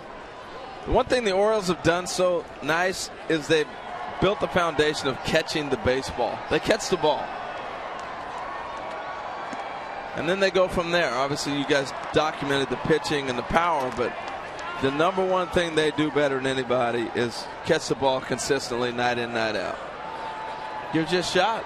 They got a young guy, Gosman, coming back to their rotation tomorrow. Hard thrower. And they get Norris off the DL on Monday. There's strike 1 on Gomes. And I mentioned Dylan Bundy, who it might be a stretch, the young right-hander, but Certainly a guy who has looked good, had a bad outing last night, but prior to that looked dominant, making his way back from Tommy John surgery. A guy who got to the big leagues for a brief while a couple of years ago. He's got a chance to help this team in August. If all goes well, probably needs to make another 5 starts or so. But you're looking at another kid who's, what, 22 years old maybe by now? I mean, and that's what you're talking about, the obtainable things that were on that graphic for years to come. They've done a nice job of stockpiling some young players and having a little bit of a foundation to go with the veterans. We'll check in with Ken Rosenthal at some point here. Gomes fouls it. Kenny, what about the Orioles with a trade deadline coming up? What are they looking for? A starting pitcher. And, Joe, it's a really interesting question with them because, unlike the Red Sox, they don't have the depth in their farm system to really go out and do something big. And you look at them last year, though, they were very aggressive. Dan Duquette acquired Scott Feldman, he acquired Francisco Rodriguez, and he acquired Bud Norris. They're going to try to do some things. It's just a question of availability of quality starting pitching and what they would have to give up. They don't want to give up Bundy or Gausman. That's a foul ball. Machado was so excited to be able to show off his arm, but it was called foul. And talked about Feldman. They rented Feldman, the Orioles, last year. See, that ball's just foul down the third baseline off the bat of Gomes, and they gave up Jake Arrieta, who had a no-hitter through 7 2/3 here at Fenway Park on Monday night, part of a 3-game sweep the Cubs had here against the Red Sox to start this 10-game homestand. Well, so often we hear a player needs a change of scenery, and that seems to be the case with Jake Arrieta. He's taken off, but that's a tough arm to give up. For a guy that's no longer around, here's a 2-2. Good inning by O'Day, who follows the work of Mattis and Hunter and Brock. Good bullpen night for the Orioles after 8, up 3.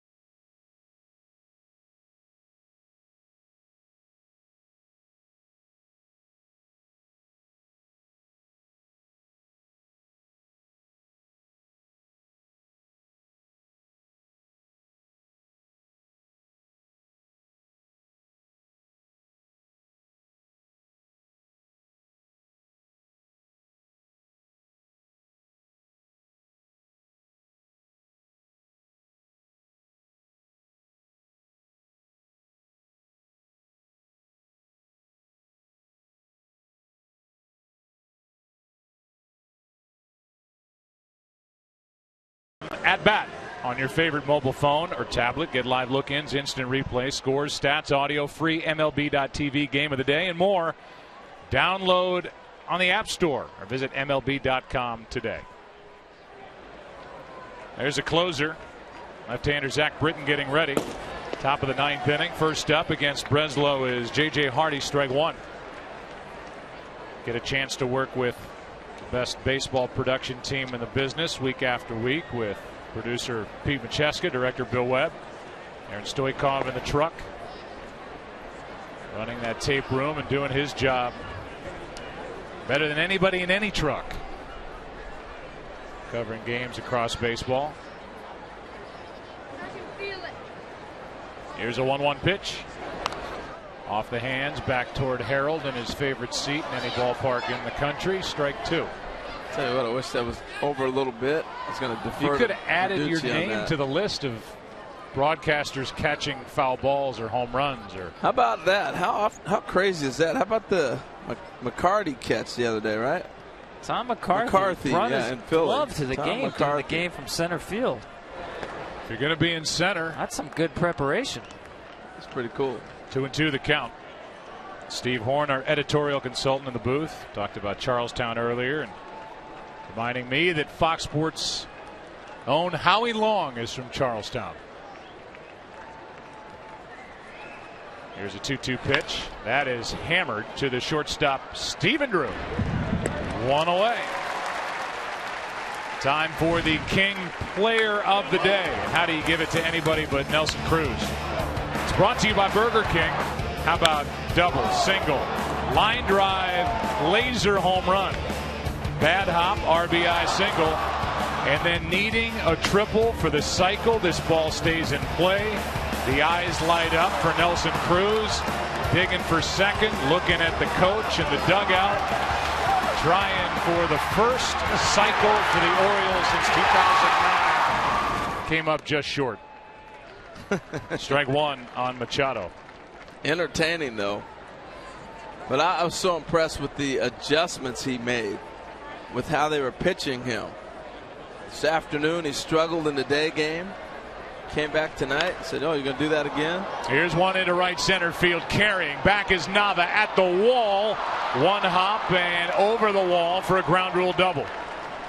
Nava came close, but for Machado in his first game back off the 5-game suspension, he's got 2 hits. And this is what Manny Machado was doing right before the suspension.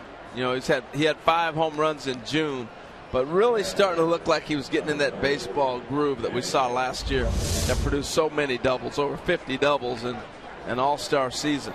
Coming off that left knee surgery, and it took him a while to not only get back onto the active roster, but to get back to feeling right. That's a big piece to this puzzle for the first place Orioles coming back. 2 hits tonight, and here is Nick Hundley. He has 1, but it was a 2-run shot. Strike one. By the way, Nelson Cruz, remember I say he loves hitting in this park, right? 5 for 5 with 3 extra base hits. He's only the 7th visiting player to do that at Fenway Park. First one since Joe Carter back in '86, and the first and only other Oriole, Brooks Robinson, back in 1970. That's what I love about this park. The history just connects the generations. 5 for 5, 3 extra base hits. Wow. I would think there'd be more visitors since '86, Joe Carter, that somebody would have had a 5 for 5 night. With 3 extra base hits, though. Oh, well, there you go. It's tough enough getting 5 knocks, but 3 extra base hits. Okay, a quantifier. Here's a 1-1 pitch. Fouled away. I don't think you can look at anybody that was added when you consider the impact and the price tag involved with Nelson Cruz that comes in ahead of the Orioles outfielder Cruz for any addition on any team coming into 2014. Yeah, you can talk about Tanaka, high price tag. Even Abreu, they paid him a lot in Chicago. For $8 million, what Nelly Cruz has done, you're right. I have to agree with you on that. The first place club. Yeah. Runner at second, Machado, 1 out. The 1-2 pitch got him upstairs, 2 out.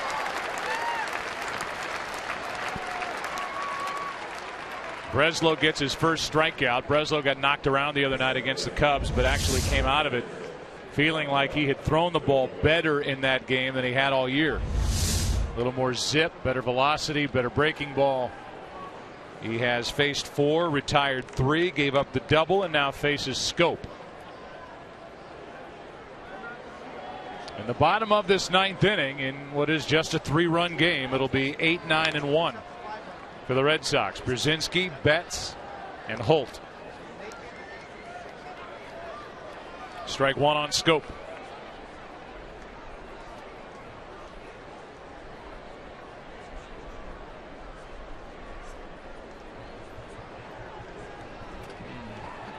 Jonathan 2 hits, 4 at bats. Average up to 226.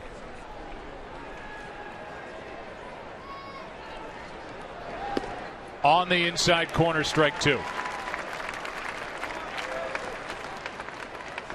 I saw him hit a ball in Yankee Stadium earlier in the season. Just crushed. And it just displayed the type of power that he has when he catches one. Big kid. I mean, he's 6'4", built, 250. Thick legs. Yes. Something Buck Showalter was talking about, him turning a double play. And he can take the best shot from just about any base runner that he will encounter, and they just bounce right off him. Yeah, I thought that was a great observation. And the comparison to Bobby Grich, a big-bodied second baseman who just hang in there on a pivot. As you said, Joe, you'd bounce off the second baseman, Bobby Grich, and now Jonathan Scope.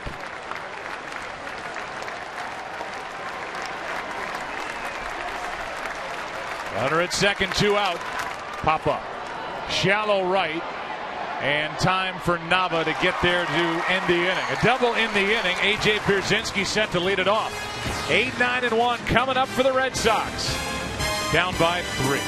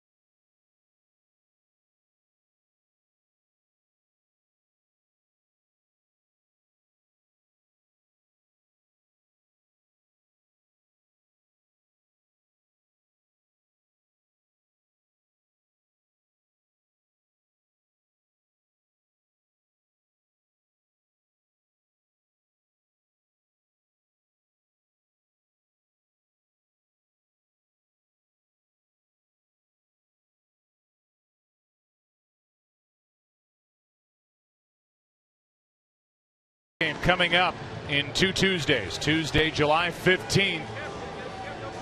Live from Minneapolis. On the air at 7:30 Eastern, 4:30 Pacific on Fox. Fox Sports 1's All-Star coverage begins at 4:30 Eastern. Live from Minnie. Target Field. Excited to see that ballpark. And to watch the All-Star game, which will determine home field advantage for the upcoming World Series. What a beautiful park. That is a great ballpark in Minnesota. Here's Britton taking over. A.J. Pierzynski first up. Whew. And that zips in at 96 from Zach Britton, ball 1. That's about all you'll see from Zach Britton. Two-seamers in the mid to upper 90s. He can basically announce you that it's coming. Every once in a while he gets bored and he throws a curveball. Kind of like Jake McGee with Tampa Bay. There's a strike. It's a big difference, too. Now you take him and say, let it all air out in the ninth, and you get that. You know, when he was starting, you weren't going to get that 96, 97. From the left side, you get that coming out of the bullpen. Speaks for his success. How good has this bullpen been here tonight? Strike two on Pierzynski. The starter, Jimenez, couldn't get through the fourth. So the bullpen's been out there since the fourth inning with 2 out. And they've allowed 1 base hit. That was a double by David Ortiz in the 5th. That's all. Dominant work by Brock, who will get the win if the Orioles hang on. Hunter, Mattis, O'Day, and now Zach Britton. Long night for the bullpen, but worth it as it stands right now. Still 1-2 on a guy who's 12 out of 14 in save opportunities, Zach Britton. Yeah, and he's just learning the role. Obviously, with the 12 out of 14, he's starting to see what he can or can't do and getting real confident in it. But this is why you can move Tommy Hunter out of that position. Here's a 1-2. He checked his swing, 2-2. Yeah, that was the breaking ball. That's unfair. We'll get a lot of check swings on this because, again, you're going to see that two-seamer 90% of the time. That's a good hold by A.J. in that at bat. 1 for 3 tonight, trying to get something started here in the 9th inning.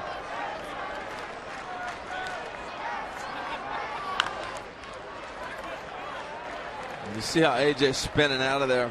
If he had the confidence to throw him another slider, he's got no chance. But I don't know if he has that confidence to throw that back to back like that. And risk running at full 3-2. You see that front side just flying open. He's doing anything he can to get his hands going and get his body into that 97. Here is a 2-2. Broken bat. Britton off the mound can throw a fastball to first. 1 out. Yes, he did. And so Pierzynski out number 1 here in the 9th inning as Mookie Betts, a 21-year-old rookie, will step in. Made his big league debut a week ago tomorrow. Hit his first home run against the Cubs on Wednesday. And in 2 stops in the minors this year, hit .345. 5'9", 156. Former 5th round pick. Took him out of high school, Brentwood, Tennessee. Strike 1. I gotta say too, how about the job Buck Showalter did running this game? I mean, you're not supposed to win a game when your starter is out in the 4th inning. And the aggressiveness to go to Hunter early and the matchup with Mattis on Ortiz, knowing it was probably the last time Ortiz comes to the plate, even though bases empty in a 3-run game, went to Mattis on Ortiz. Just love the way he ran this game aggressively, and he certainly has the options in the bullpen to make him look good.